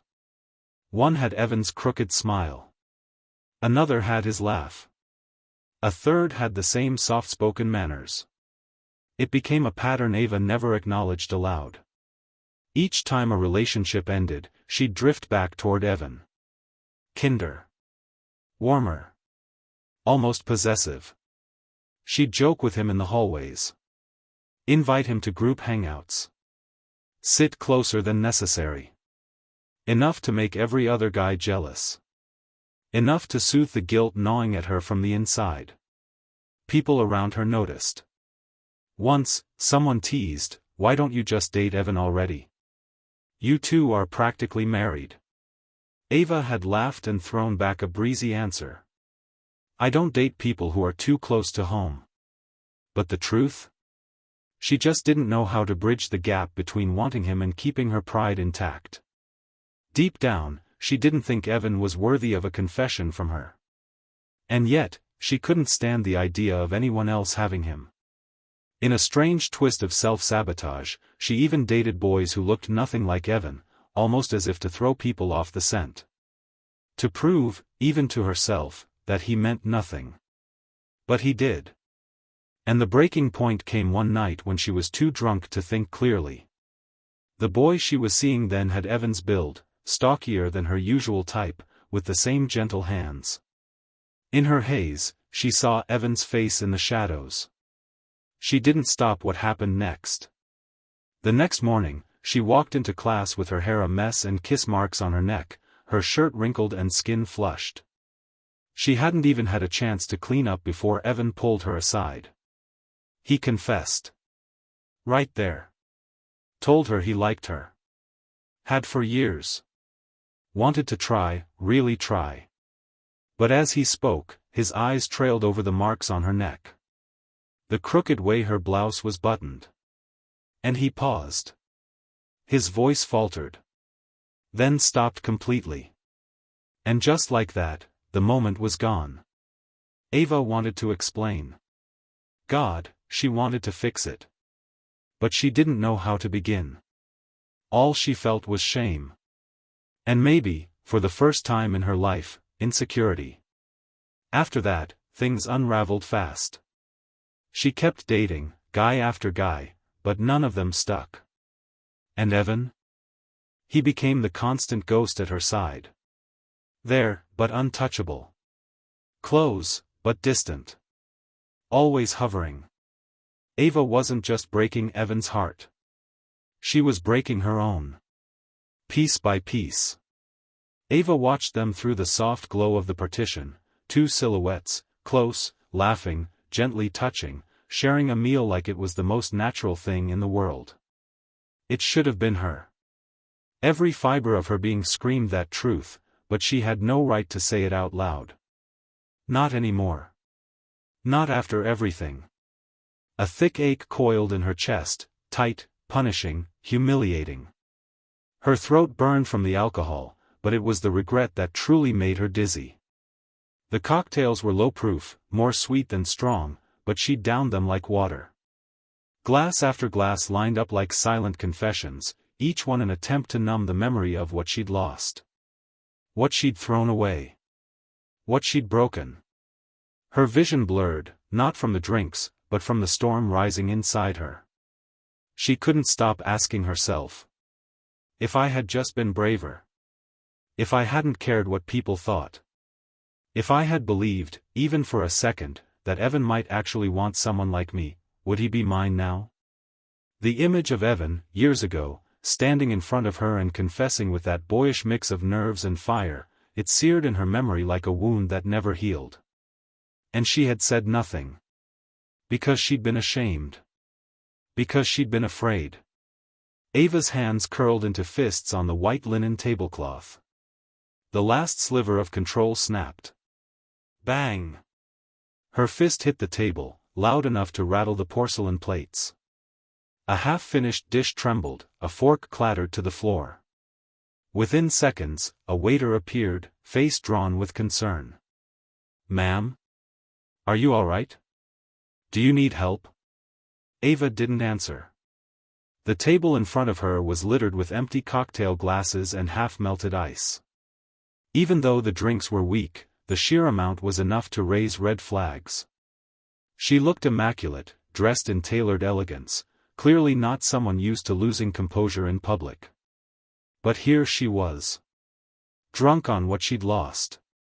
The waiter hesitated, then excused himself quietly to get the manager. At the next table over, Evan was folding his napkin when the sound caught his attention. He glanced over his shoulder, brows knitting. "Natalie, does that woman look like Ava to you?" He tapped her wrist lightly, nodding toward the sound. Natalie raised her eyebrows, then tilted her head just enough to peek. "Maybe someone who just looks like her," she said coolly. "Didn't she leave a while ago?" Evan hesitated. "Yeah. You're probably right." He turned back to the table, brushing it off. Natalie, on the other hand, didn't brush it off. Not at all. A quiet flicker danced behind her eyes, sharp, deliberate, knowing. She slipped her hand into Evan's, smiling up at him sweetly. Then, as they moved to leave, she led him down a path that just so happened to pass directly through Ava's line of sight. The truth was, Natalie had noticed Ava trailing behind them the entire time. But she didn't say a word. Not to Evan. Not to anyone. Instead, she led him past Ava on purpose, hoping the quiet devastation in Ava's eyes would finally break whatever hold she still had. Let her watch. Let her realize it's too late. Ava was drunk, but not drunk enough to forget her pride. She slouched down in the booth, doing everything she could not to be noticed. Her lipstick had faded, her cheeks flushed with heat, but her eyes were wide open, fixed on the two people who used to be her whole world. When they left, she waited a full minute before stumbling outside. The night air slapped her awake, but it couldn't do a thing to stop the ache in her chest. Her heels clicked against the pavement as she wandered aimlessly through the streets, heart hollow, steps unsteady, guilt clinging to her like a wet coat. And still, some foolish part of her clung to hope. Maybe if she called him, he'd come. Maybe if he heard her voice, that soft, broken whisper he used to love, he'd remember how much he once cared. She unlocked her phone and dialed. It rang. And rang. But no one answered. Not even voicemail. Her thumb hovered over the screen, then she switched to voice memos. "Evan," she murmured. "I don't feel good. I drank too much. Can you come find me? Please?" She paused, swallowed hard, then sent the message. A red exclamation mark popped up seconds later. Message not delivered. The rejection sliced straight through her. For once, there was no confusion, no mind games, no delayed text or maybe later. He had blocked her. He had let go. All those moments she'd hesitated, all the chances she'd let slip, were now haunting her like ghosts with sharp claws. So this was what it felt like to be on the other side of the heartbreak she used to cause. Her birthday passed like a whisper. She couldn't even remember how she got back to her dorm. One minute she was crying in the dark, and the next she was curled on the narrow mattress, staring at the ceiling, tears soaking through her pillow. For the first time since they met, Evan hadn't given her a birthday gift. No handwritten note.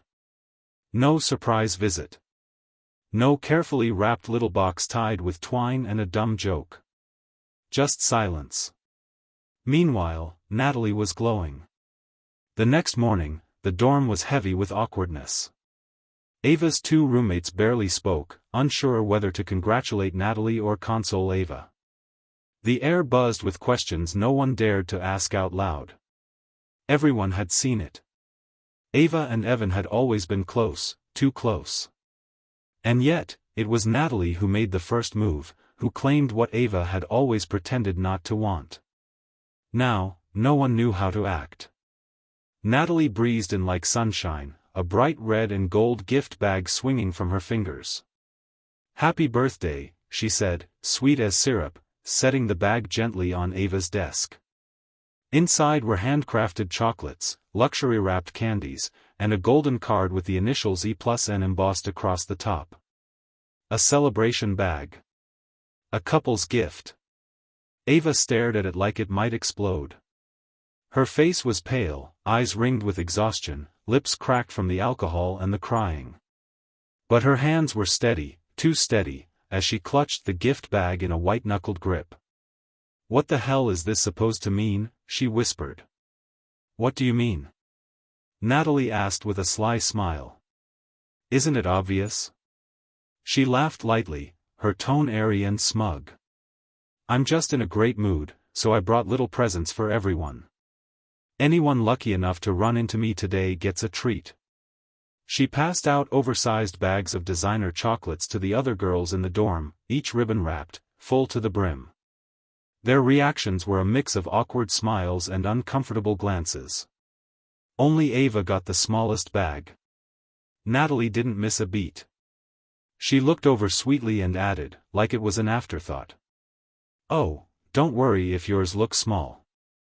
I know you don't really have a sweet tooth, so I saved yours for last.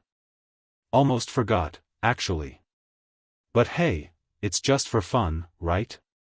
A little celebration." She winked, then twisted the knife deeper. "If it's not enough, I could ask Evan if he has some extra left. Want me to grab more for you?" The dorm went dead quiet. No one dared to speak. The tension in the air was thick enough to cut. Ava's temples throbbed. Her stomach flipped. She clenched her fists so tight her nails dug into her palms, and then she exploded. "Enough," she snapped. "I don't want your damn chocolate." Her voice cracked as it rang through the room. Her chest heaved, vision swimming. The anger burned so hot, she nearly blacked out on her feet. But Natalie didn't flinch. Instead, she pulled out her phone and, right there, in front of everyone, sent a voice message to Evan. Her voice dripped sugar. "Hey babe, do you have any chocolates left? Ava says hers wasn't enough, she actually asked me for more." Ava's rage snapped free. She shot off her bed and slammed an open palm across Natalie's face.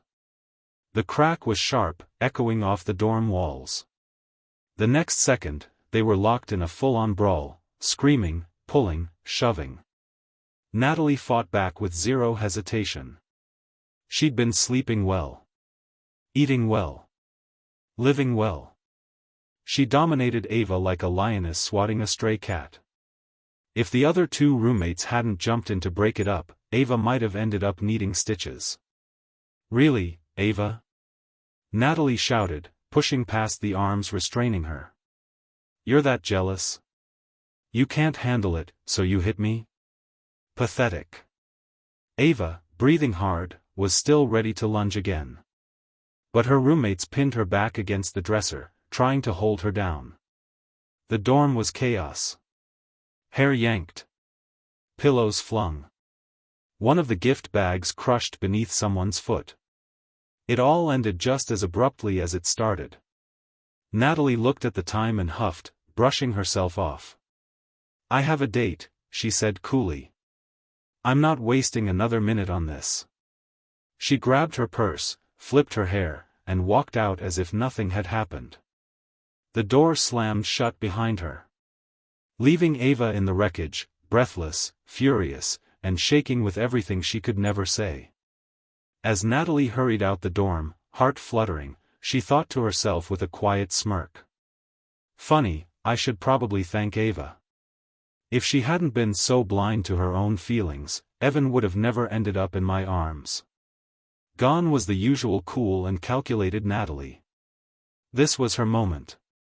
She threw on her favorite date night dress, the one she used to think was too bold, brushed on a hint of lipstick, and flew downstairs to meet him. Up in the dorm, Ava clutched the balcony railing like it was the only thing keeping her upright. Through the evening haze, she spotted Evan, standing just beneath the street lamp in a sleek black suit.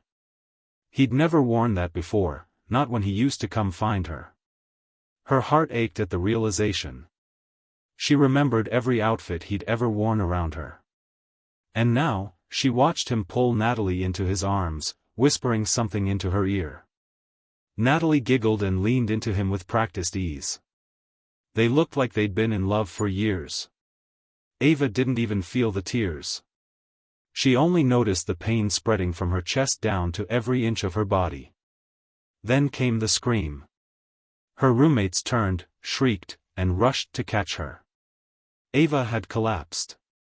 Pale, clammy, lips nearly blue, they scrambled to get her to the hospital. But outside, where Ava had once looked and felt betrayed, things weren't as picture-perfect as they seemed. Evan's expression shifted the second he saw Natalie's cheek. "What happened?" he asked, stepping forward and gripping her arms. "Who did this to you?" Natalie blinked, then bit her lip. Her voice trembled just the right amount.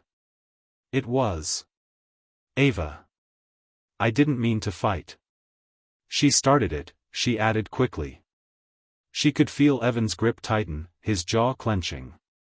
That was exactly the reaction she wanted. Natalie had intentionally left the bruises untreated, rushed down without fixing her makeup, because this moment? This protective anger? She needed Evan to see it. Evan gently reached up, brushing her swollen cheek. She winced. "You're hurt somewhere else too." His voice dropped, panicked. He noticed her oversized sweatshirt had slipped slightly at the collar, revealing a faint scrape. Without thinking, he tugged the fabric aside to check. "It's fine, really, it's not that bad," she insisted, pulling back. The more she resisted, the more worried he got. That was exactly what Ava saw from the balcony. Soon after, the two were at the hospital, just as Ava's roommates rushed her into the ER. By sheer coincidence, or cruel design, the hospital staff placed Ava and Natalie in the same shared recovery suite, separated only by a thin privacy curtain. No one had the energy to argue about rooming. They probably wouldn't be there long anyway. But the emotional distance between those two thin walls might as well have been an ocean.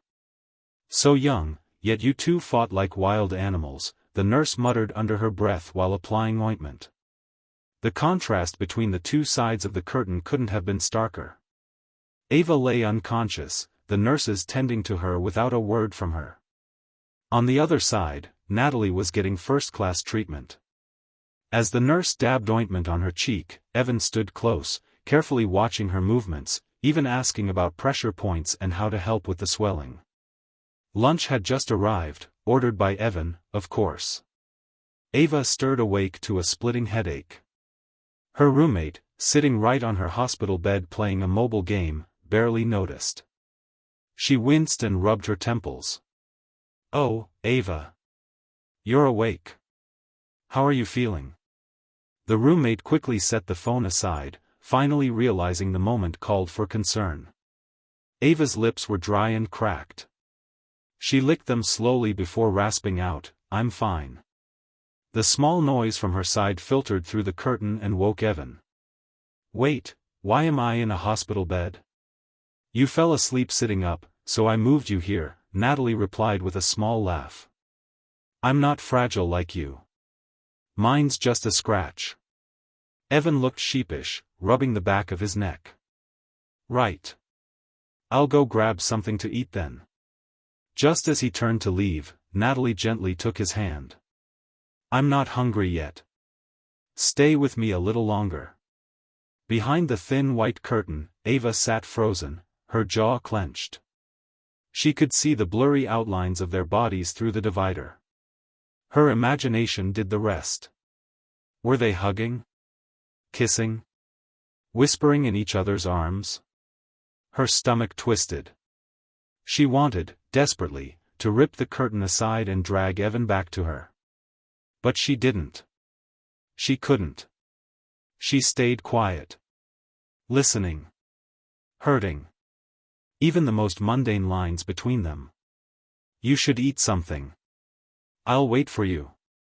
Sounded, to Ava, like romantic code. It was too much. Her rage, her shame, her jealousy, it all came crashing down at once. "Enough," she yelled. Her voice cracked, raw and guttural. "How long are you two going to keep performing in front of me? Is this what you wanted, me jealous, me angry? Well, congratulations. I'm fucking furious." In that moment, Ava had completely lost it. No filter, no pride. Just one truth boiling over. She could not accept that Evan now belonged to someone else. As soon as Ava's words left her lips, Natalie and Evan exchanged confused glances from the other side of the curtain. They hadn't done anything out of the ordinary, just talked. Their voices hadn't even been that loud. And Natalie? She hadn't even confronted Ava yet about being slapped across the face earlier. Almost immediately, Evan yanked open the curtain, his expression dark, his tone cold. "Seriously, Ava? When are you going to stop with this drama? Performing? You really think you're worth us putting on a show for? And your jealousy, what's that got to do with me? Since when do you even have the right to be jealous?" His words cut sharp, filled with open contempt. Ava, already weak and pale, went even whiter. She stood frozen, lips trembling. Her heart pounded as she tried to muster the courage to finally say what she'd buried for years, those feelings she'd never dared voice. Just as she was about to speak, the door burst open. Logan stepped inside. "Ava, it was all my fault," he said, voice thick with remorse. "I messed up. Can you please forgive me?" Logan had thought it over for days. In the end, he chose not to tell anyone they'd broken up. Instead, he let ambiguous rumors fly, playing the part of Ava's new boyfriend, even though it wasn't true anymore. Word spread fast at the new school. Ava was a star, beauty, brains, money, and pedigree. Any guy who dated her seemed to come out the other side with unexpected benefits. Logan didn't come from much, and he was hungry for more. If a few flirty words could keep him in Ava's orbit long enough to cash in, so be it. Besides, only Evan and Natalie had heard the breakup. Who would believe them over the dozens who saw Ava publicly call Logan her boyfriend that night at the party? He didn't care about labels anymore. He just wanted a piece of Ava's world. Today, he'd even dressed up and brought a thermos of homemade chicken soup. His eyes were red, making him look almost heartbreakingly sincere. And just like that, all the words Ava had fought so hard to say evaporated. She turned her face away, expression cold, silent. Her roommates, of course, misread the situation entirely. "Oh my God, they're just having a lover's spat," one of them whispered with a grin. Then she jumped off the bed and cheerfully pulled Logan toward the empty chair beside Ava's bed, completely unaware she was seating a vulture next to a girl with a broken heart. "Hey, what did you bring for Ava?" one of the roommates asked cheerfully, completely oblivious to the thick tension in the air. "She's probably feeling awful, poor thing. Come on, come sit here." Ava nearly passed out again from the sheer second-hand embarrassment. Was her roommate blind? Or just stupid? Then Logan spotted Evan and Natalie sitting just a few feet away. "Oh, hey," he greeted them like nothing had happened. "Didn't expect to see you two here. Ava's hurt, huh? Everyone's been worried." He opened the lid of his thermos, a big smile on his face, like the fight from yesterday had been a minor misunderstanding. "Ava, I made this just for you. See? It's still steaming hot." Logan scooped up a spoonful, blew on it gently, and brought it toward her lips. The broth shimmered golden and clear, the smell warm and rich. But all Ava could think about was Evan's cooking, clumsy, borderline poisonous, but made with love. This was Logan's spoon. And Logan's breath. Her stomach turned. "Get out. I'm not drinking your soup." She slapped his hand away, the hot broth sloshing and splashing onto Logan's shirt. "Ah, damn, that's hot," he yelped, stumbling back. Ava didn't even blink. "Take him and clean him up," she said sharply to her roommate. "And don't come back. I'm fine by myself." She closed her eyes tightly, chest heaving. Evan was standing right there. But Ava didn't want to use anyone anymore to make him jealous. She knew now, he wouldn't be jealous. Not for her. Not ever again. After being discharged, Ava became a magnet for attention. Logan wasn't the only one sniffing around. Now that Evan, the infamous shadow stuck to her heels, was finally out of the picture, other guys started lining up, hoping to take his place. But Ava? Ava never let another man near her. Her roommates thought maybe she and Logan had gotten serious. But when they finally asked her about him, all she said was, "I got bored. We broke up." Logan was still out there, bragging to anyone who'd listen about his whirlwind romance with Ava. She shut it down in one sentence. She didn't owe anyone the fantasy. Especially not him. Logan tried to find Ava a few times after that. But every time, she vanished before he could get close. Even when they did cross paths, Ava treated him like a complete stranger. No eye contact. No acknowledgement. Nothing. The fake boyfriend status Logan had once bragged about, used to charm favors, money, and clout from people desperate to get close to Ava, was now a curse. He didn't even need Ava to take him down. Karma took care of it. He had miscalculated. Ava was never one to care what the internet said. No matter how many bitter posts he made accusing her of being cold-hearted, no matter how many screenshots he fabricated, no one was buying it. Instead, the backlash turned on him. Everyone mocked him. "You thought you were special? Please. Ava changes men like she changes outfits." He was just another name on the list. Another accessory she'd already tossed aside. Once envied by all, Logan had become a joke. Strangely enough, it was right around then that Ava seemed to clean up her act. She stopped dating. No flings. No parties. No late-night walks with boys who looked like models. Her DMs were dry. Her calendar was clean. Rumors swirled. Maybe she switched teams. Maybe she was dating in secret. Maybe, just maybe, Ava was finally settling down. But no one, not one person, guessed the truth. She wasn't dating because she was still in love with Evan. Even her old roommates tried to stir things up online, dropping vague shade and gossip. But the backlash came swiftly. People jumped to Ava's defense, not because they liked her, but because the idea that she of all people might have loved Evan was laughable.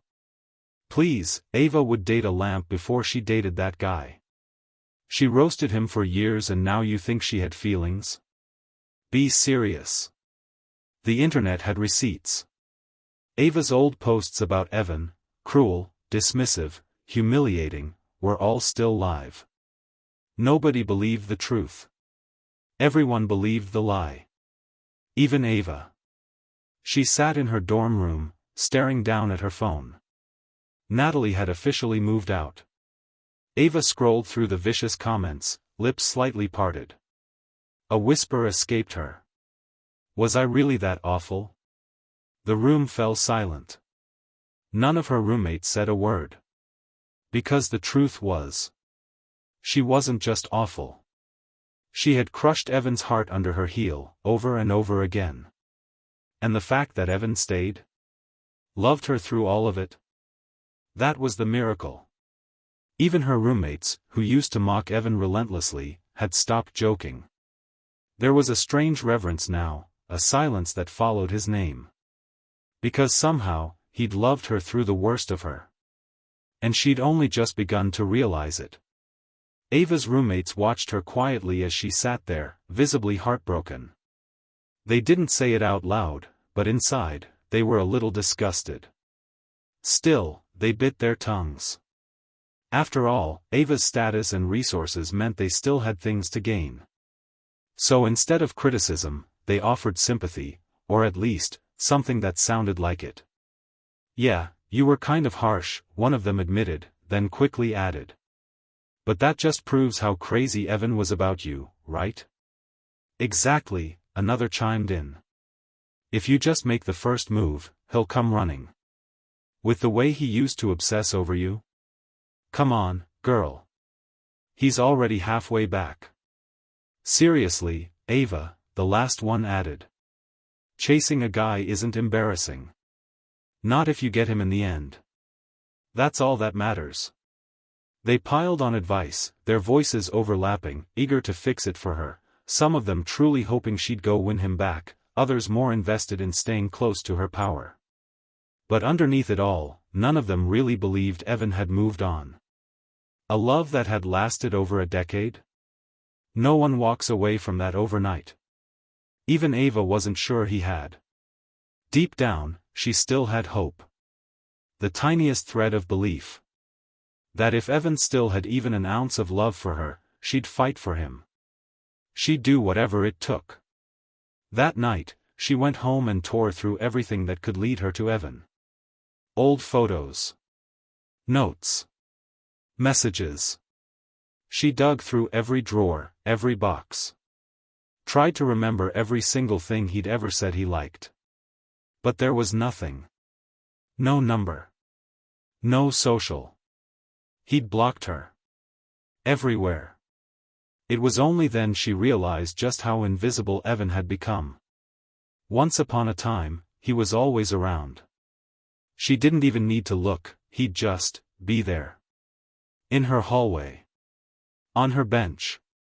Outside her class. Now that she wanted to find him, he'd vanished. She didn't know where he hung out. She didn't know what classes he took. She didn't even know who his friends were. And for the first time, Ava realized. She had never really known Evan. She'd only ever assumed that what she liked, he'd like too. That what mattered to her, would always matter to him. But the moment his heart moved on, he disappeared from her world. And with every day that passed, she knew. He and Natalie were getting closer. She could feel it, like a clock ticking against her chest. If she didn't act soon, Evan would be gone for good. Ava had no choice. In the end, she dialed Logan's number. The call barely connected before a whiny, choked-up voice burst through the line. "Ava? You're finally calling me. Please, I'm begging you, they're being so cruel. I didn't do anything, I swear I didn't." Logan was nearly crying. After his lies had been exposed, he hadn't had a single peaceful day. Everyone who'd been tricked by him turned on him the moment they realized Ava wanted nothing to do with him. They cursed him. Shunned him. Some even made sure he got pushed down, hard. He couldn't take it anymore. So the second Ava called, he scrambled to dump every ounce of his misery at her feet. But she cut him off cold. "Stop." Her voice was flat. "I'll take care of it. I'll make the rumors stop." Before Logan could even gasp out a "thank you," she continued. "But only if you get Evan to meet with me. I need to talk to him. And then, just to make sure he got the message. You set up the meeting, I'll clean up your mess. Not before." Click. She hung up. No chance for whining. No room for begging. Just like that, the line went dead. But Ava knew Logan, knew he'd find a way to make it happen. What strings he had to pull didn't matter. She didn't care how he did it. Once Logan sent her the time and place, she dropped everything and went. At the cafe, Logan leaned over the back of Evan's chair, putting on his best guilty boyfriend act. "Evan, I know I said some messed up things before, things that made you feel terrible. I just wanted to treat you to lunch, apologize properly, man." Evan barely looked up. He twirled a pen between his fingers, flipping through a thick finance textbook, one Logan couldn't begin to understand. "I got your apology," Evan said evenly. "But I don't forgive you." "And lunch? That's unnecessary." Logan tried again, voice trembling with practiced emotion. "Look, we're roommates, right? I don't want things to be weird. Whatever I have to do to make it up to you, I will. I just want to sit down, talk it out like adults. Please, don't shut me out." As he spoke, his eyes turned red. Like he might cry. "But Evan?" Evan turned his chair around, leaned back, and stared at him with a smirk. "Oh? Why not just talk it out here in the dorm? In front of our other two roommates? Wouldn't that clear the air even faster?" Watching Logan's face twitch with panic was honestly kind of entertaining. Evan let it stretch out, just long enough to twist the knife. Then, with a theatrical sigh, he nodded slowly. "Fine. Since you're so eager to wine and dine me, I'll grant your wish. You pick the time and place." And just like that, Evan spun his chair around again, flipping the page of his book as if Logan no longer existed. Logan was fuming. On the surface, he sent the restaurant location and time to Evan and Ava like a good little messenger. But inside, he was stomping his feet in frustration. That smug look Evan gave him before agreeing, it felt like charity. Like he was granting Logan a favor out of pity. Still, Evan had said yes, and that was all Logan needed. He quickly secured a restaurant reservation, triple-checked the time, and fired off the messages. Mission accomplished. Evan wasn't surprised. Not even a little. Logan's little trap? Please. He saw it coming the second his phone lit up. Ava had finally cracked. He'd been expecting this. She was the kind of girl who needed the world to orbit around her. His absence? A disruption to that gravitational pull. He didn't know if Ava still loved him, or if she just hated losing. Either way, it didn't matter. All Evan wanted was for her to suffer. To taste the humiliation and helplessness he'd swallowed for years. So he opened his blocked list and removed her number. Accepted her friend request, too. A slap, followed by a sugar cube. Evan had learned a few things from Ava over the years. On the other end, Ava nearly had a heart attack. Her friend request had been accepted. Her fingers flew across the keyboard. She typed a paragraph. Deleted it. Typed again. Backspaced. Finally, after countless rewrites, she sent. Evan, see you tomorrow. Then came the wait. Screen on. Screen off. Screen on again. Still nothing. Just as her heart was about to shatter. Okay. One word. Just that. And Ava felt like she could float.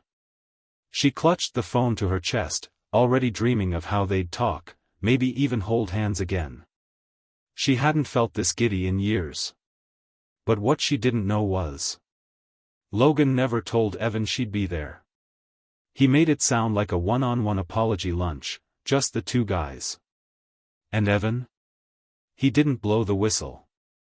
He just forwarded the whole exchange to Natalie. After all, she was his girlfriend. And if Ava was plotting something, Natalie deserved a front-row seat. Natalie didn't take it well.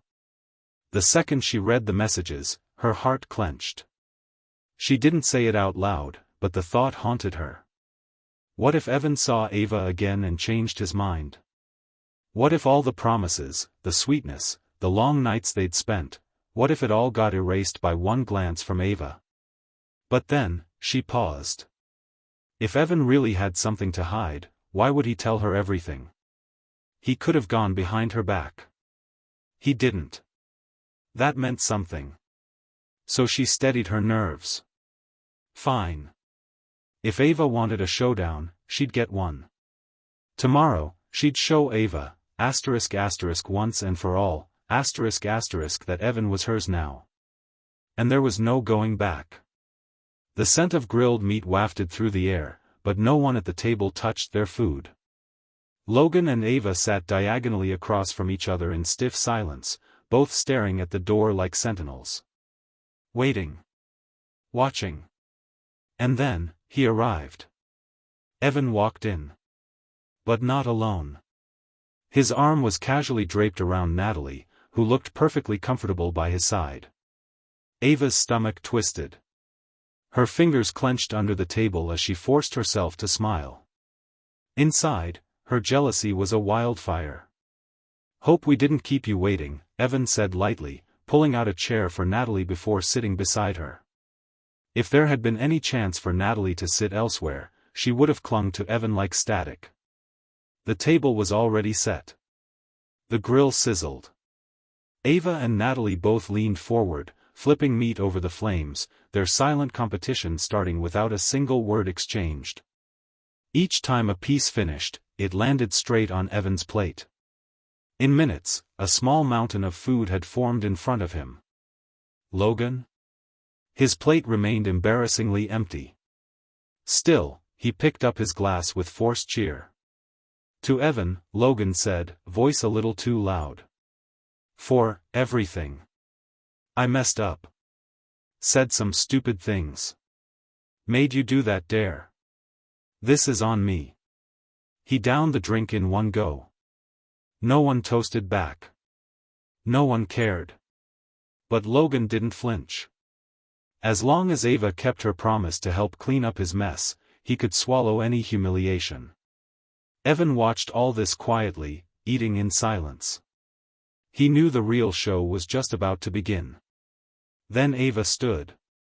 Her fingers trembled as she pulled something out from under the table. A bouquet.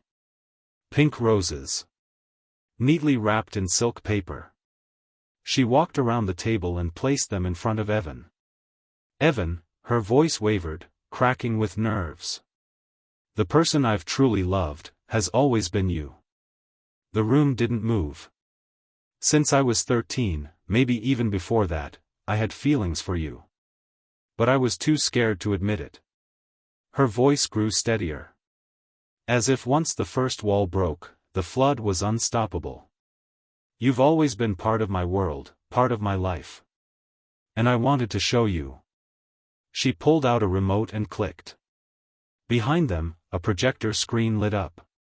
Photos and videos. Clips of Ava and Evan through the years.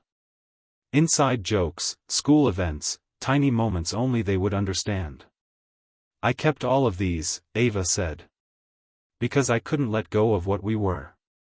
Even if I pretended to. I made mistakes, she continued, running from my feelings. I dated guys who, kind of looked like you.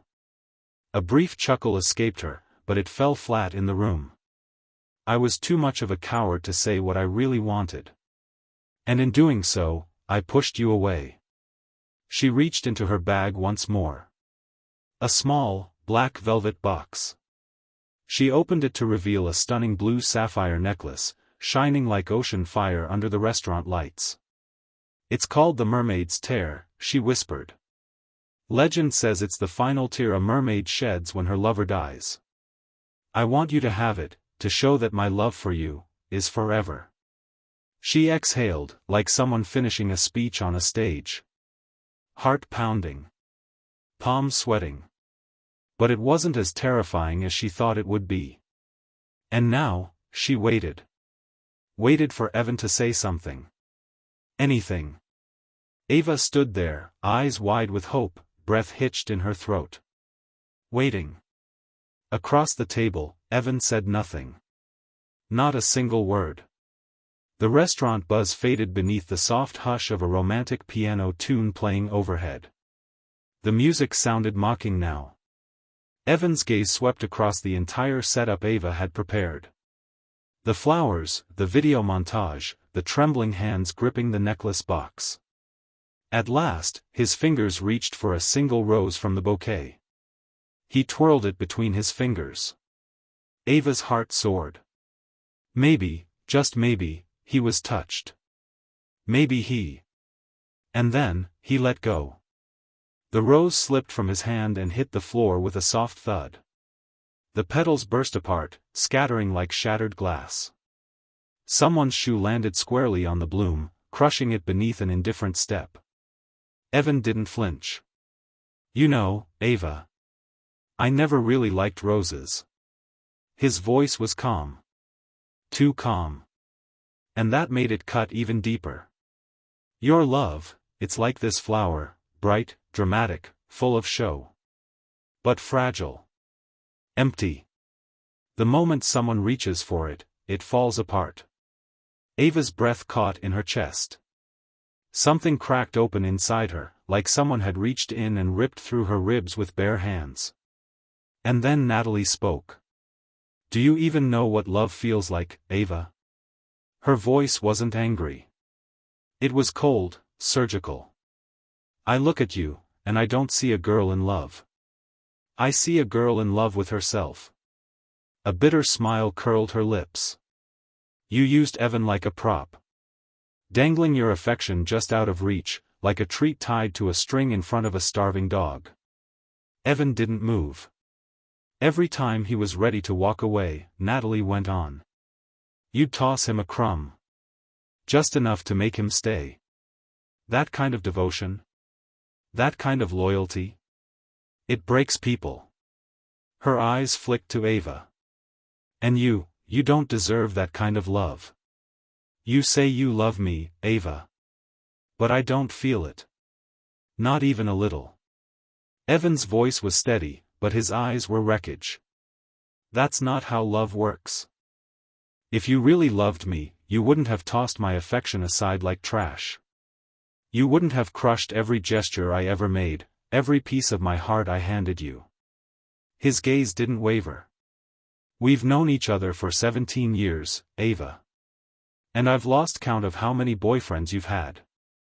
So tell me, how the hell am I supposed to believe that I was ever anything special? Silence. Ava's throat tightened. Panic surged behind her ribs. No, that's not true, she stammered, desperate now. Please, Evan, believe me. You have to believe me. But even she didn't sound convinced. Suddenly, like someone grasping at straws in a burning house, Ava scrambled for her phone. She started pulling up old photos, of exes, one after another, holding them up like exhibits in a trial. Look, this one, his eyes when he cried, they looked just like yours. And this one, his voice sounded like yours. His back, it reminded me of you. Her voice trailed off. The room turned unbearably still. And then, Evan laughed.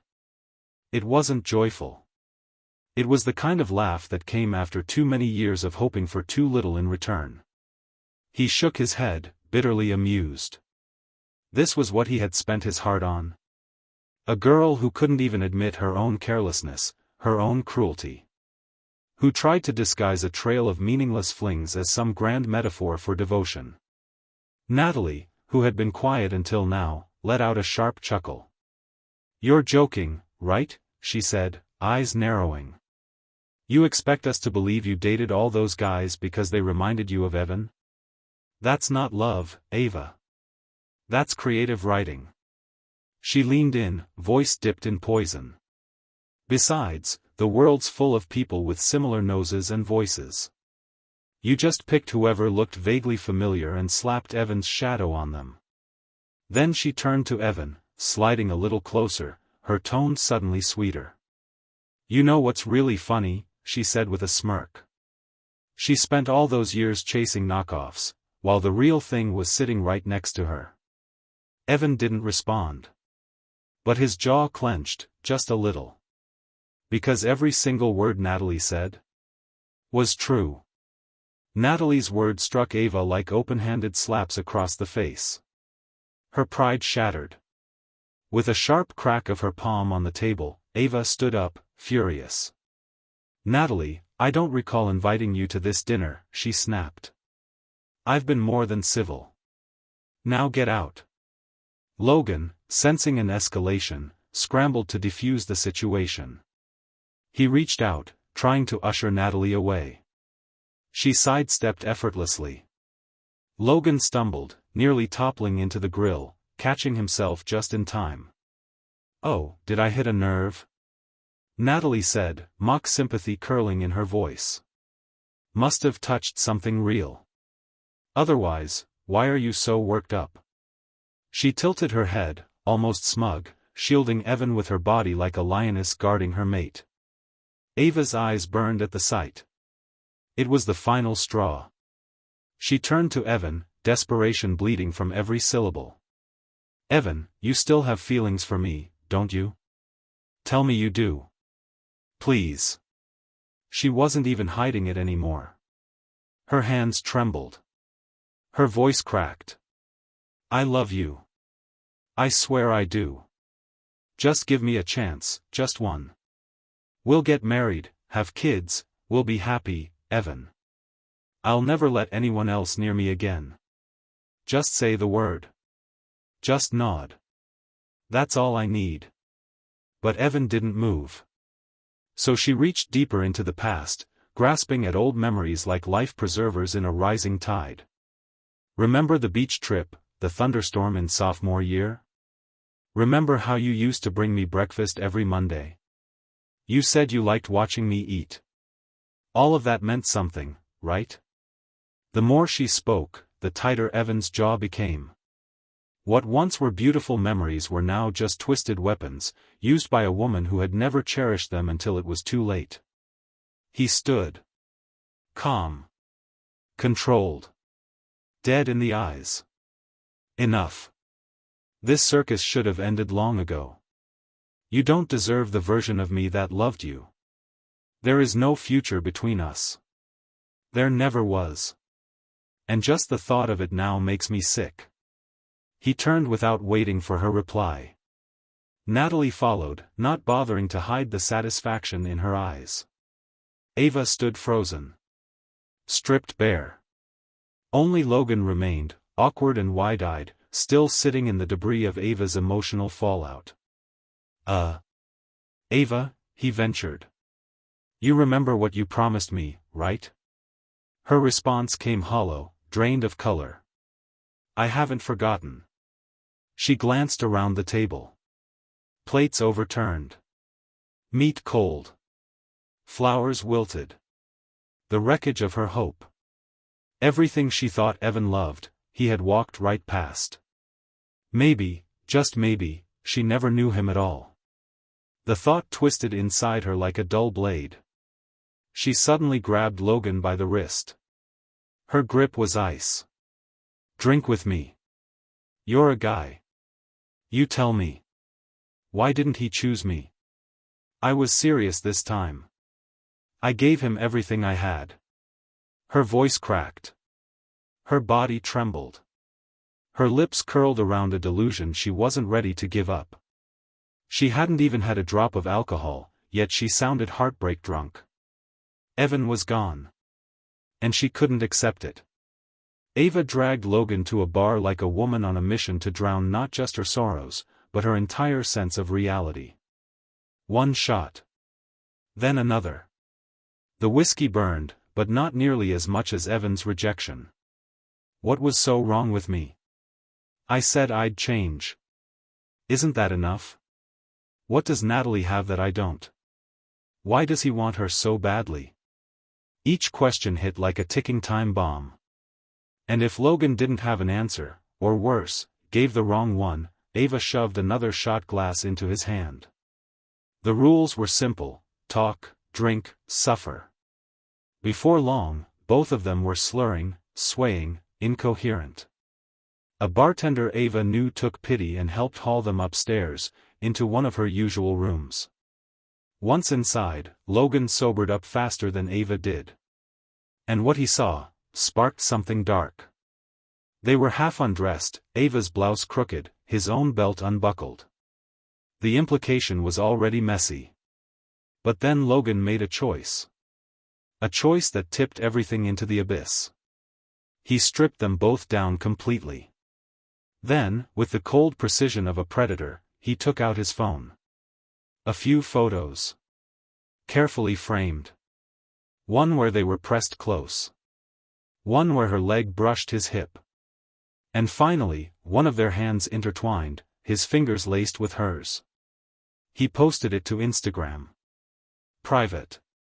Only visible to one person, Evan. Caption. Finally, finally. But Logan wasn't done. He stared at Ava's sleeping form, bare, vulnerable, glowing under the dim lamp, and thought. Why stop now? Why not bet it all? The Whitmores were legacy money. Old, heavy, American wealth.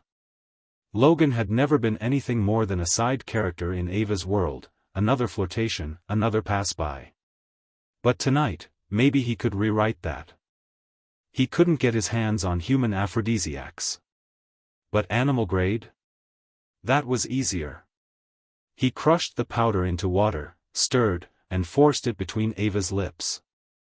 Then, just in case she passed out cold, he also gave her a detoxifying drink to keep her semi-conscious.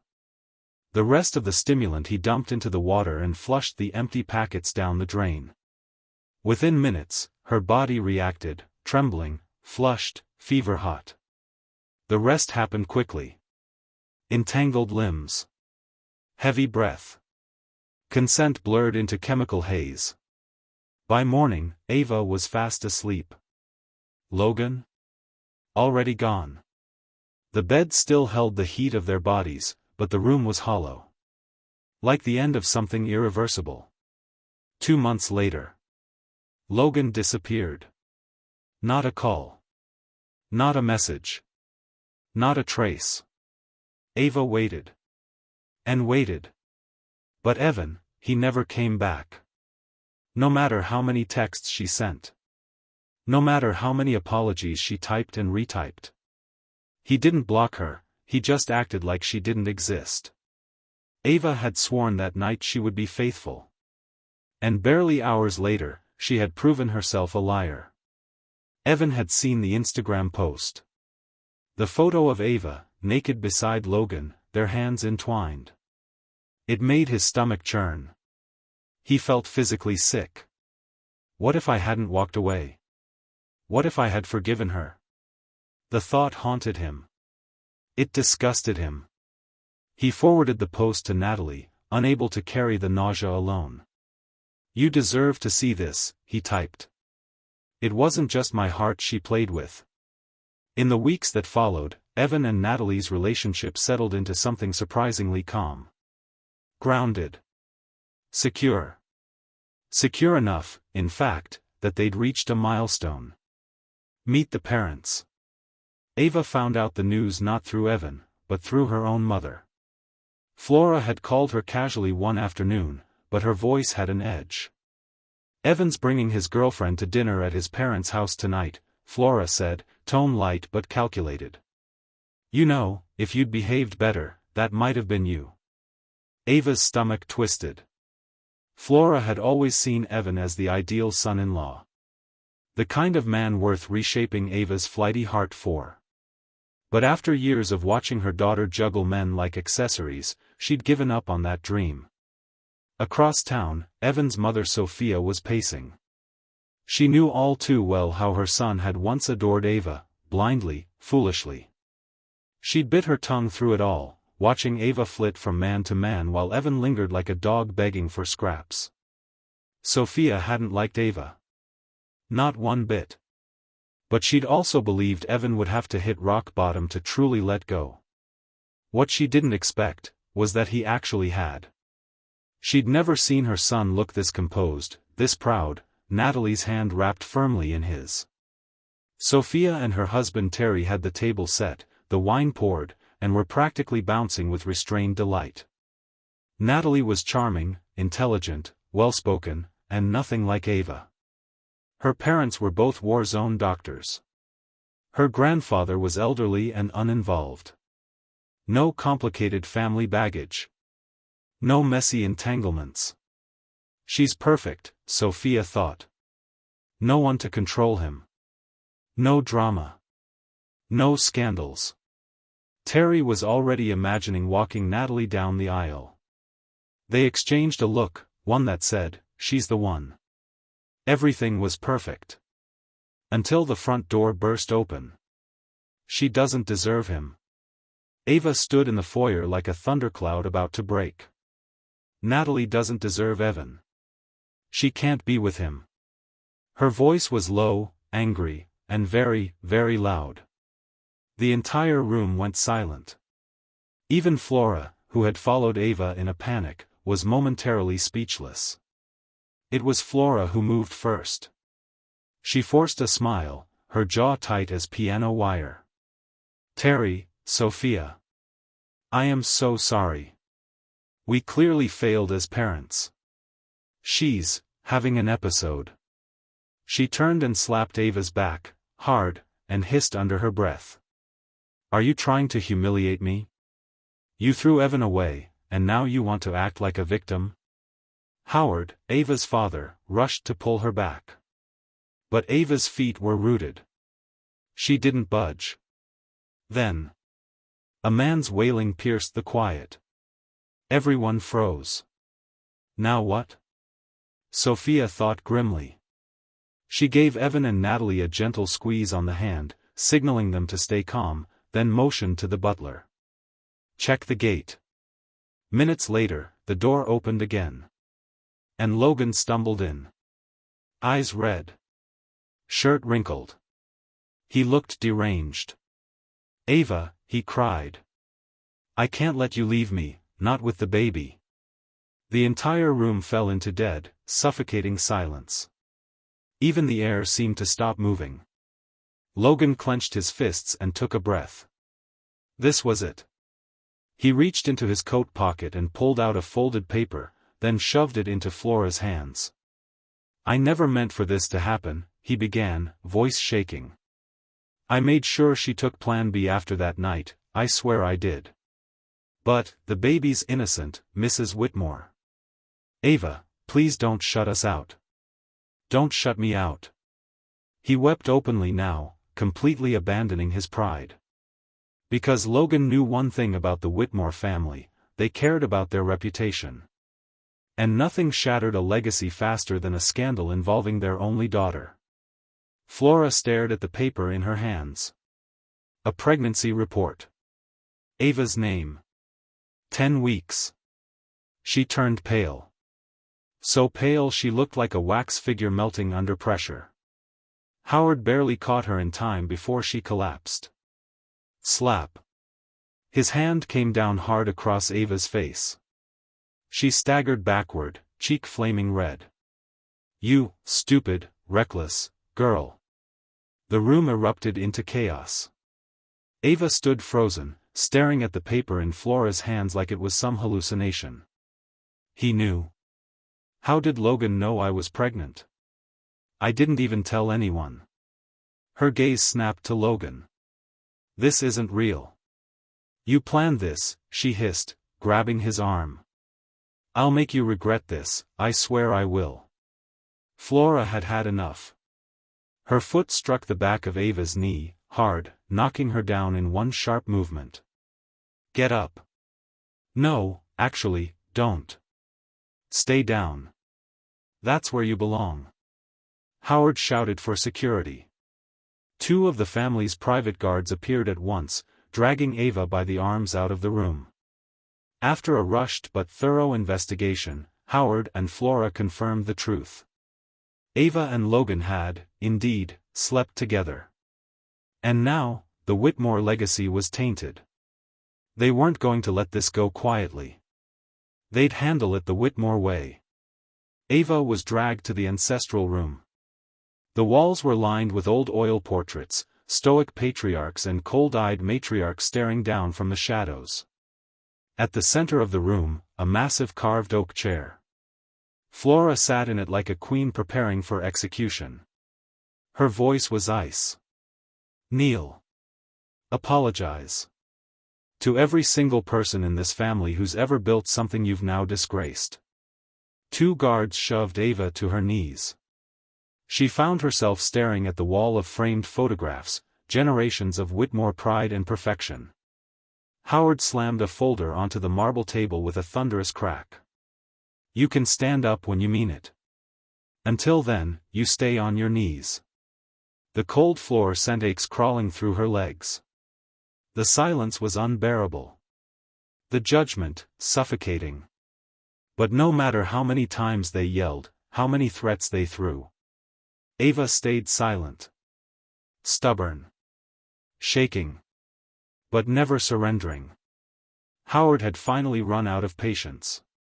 So had Flora. That's it, he snapped. We're done playing games with her. Schedule the wedding, she's marrying Logan. The girl's a lost cause, but maybe we'll get a grandchild worth something. That's how Ava's fate was sealed, not with a decision, not with her consent, but with a signature on a family ledger. Under constant surveillance and relentless emotional pressure, Ava's fire dimmed. Her love for Evan, once fierce, once obsessive, withered away like a flower under frost. By the time she was allowed to reappear in public, Ava was visibly pregnant. The wedding with Logan was set in stone. Her protests? Irrelevant. She was moved into a private maternity suite weeks before the due date, under tight security. The hospital floor was staffed with guards. She couldn't so much as step outside for air. The world had moved on. Evan and Natalie were now engaged. People swooned over their love story, their meant-to-be energy. No one remembered Ava. She'd become a ghost, an erased chapter. The twins were born healthy. 2 boys. Howard and Flora were overjoyed. Their legacy would continue. But when Ava made one offhand remark, "I wish I could forget who their father is," Howard nearly had her dragged back to the family chapel for another round of forced repentance. It was Logan, surprisingly, who stopped him. "Let her speak," he said flatly. "Doesn't matter now. She's not going anywhere." And he was right. Because not long after that, every asset under Ava's name was quietly transferred to Logan's. The cars. The apartment. Even the trust fund. She was trapped in every sense of the word. No money. No freedom. No future. They stayed married, for appearances, for the boys, for the family. But it was a nightmare. They screamed. They fought. Sometimes they even hit each other. What once started as emotional manipulation became a battlefield of mutual destruction. Ava, once the one holding all the power, now lived like a prisoner in her own house. Her parents didn't care. So long as the Whitmore name stayed untarnished and the twin boys carried the bloodline. Ava could rot behind gilded walls, and they wouldn't blink twice.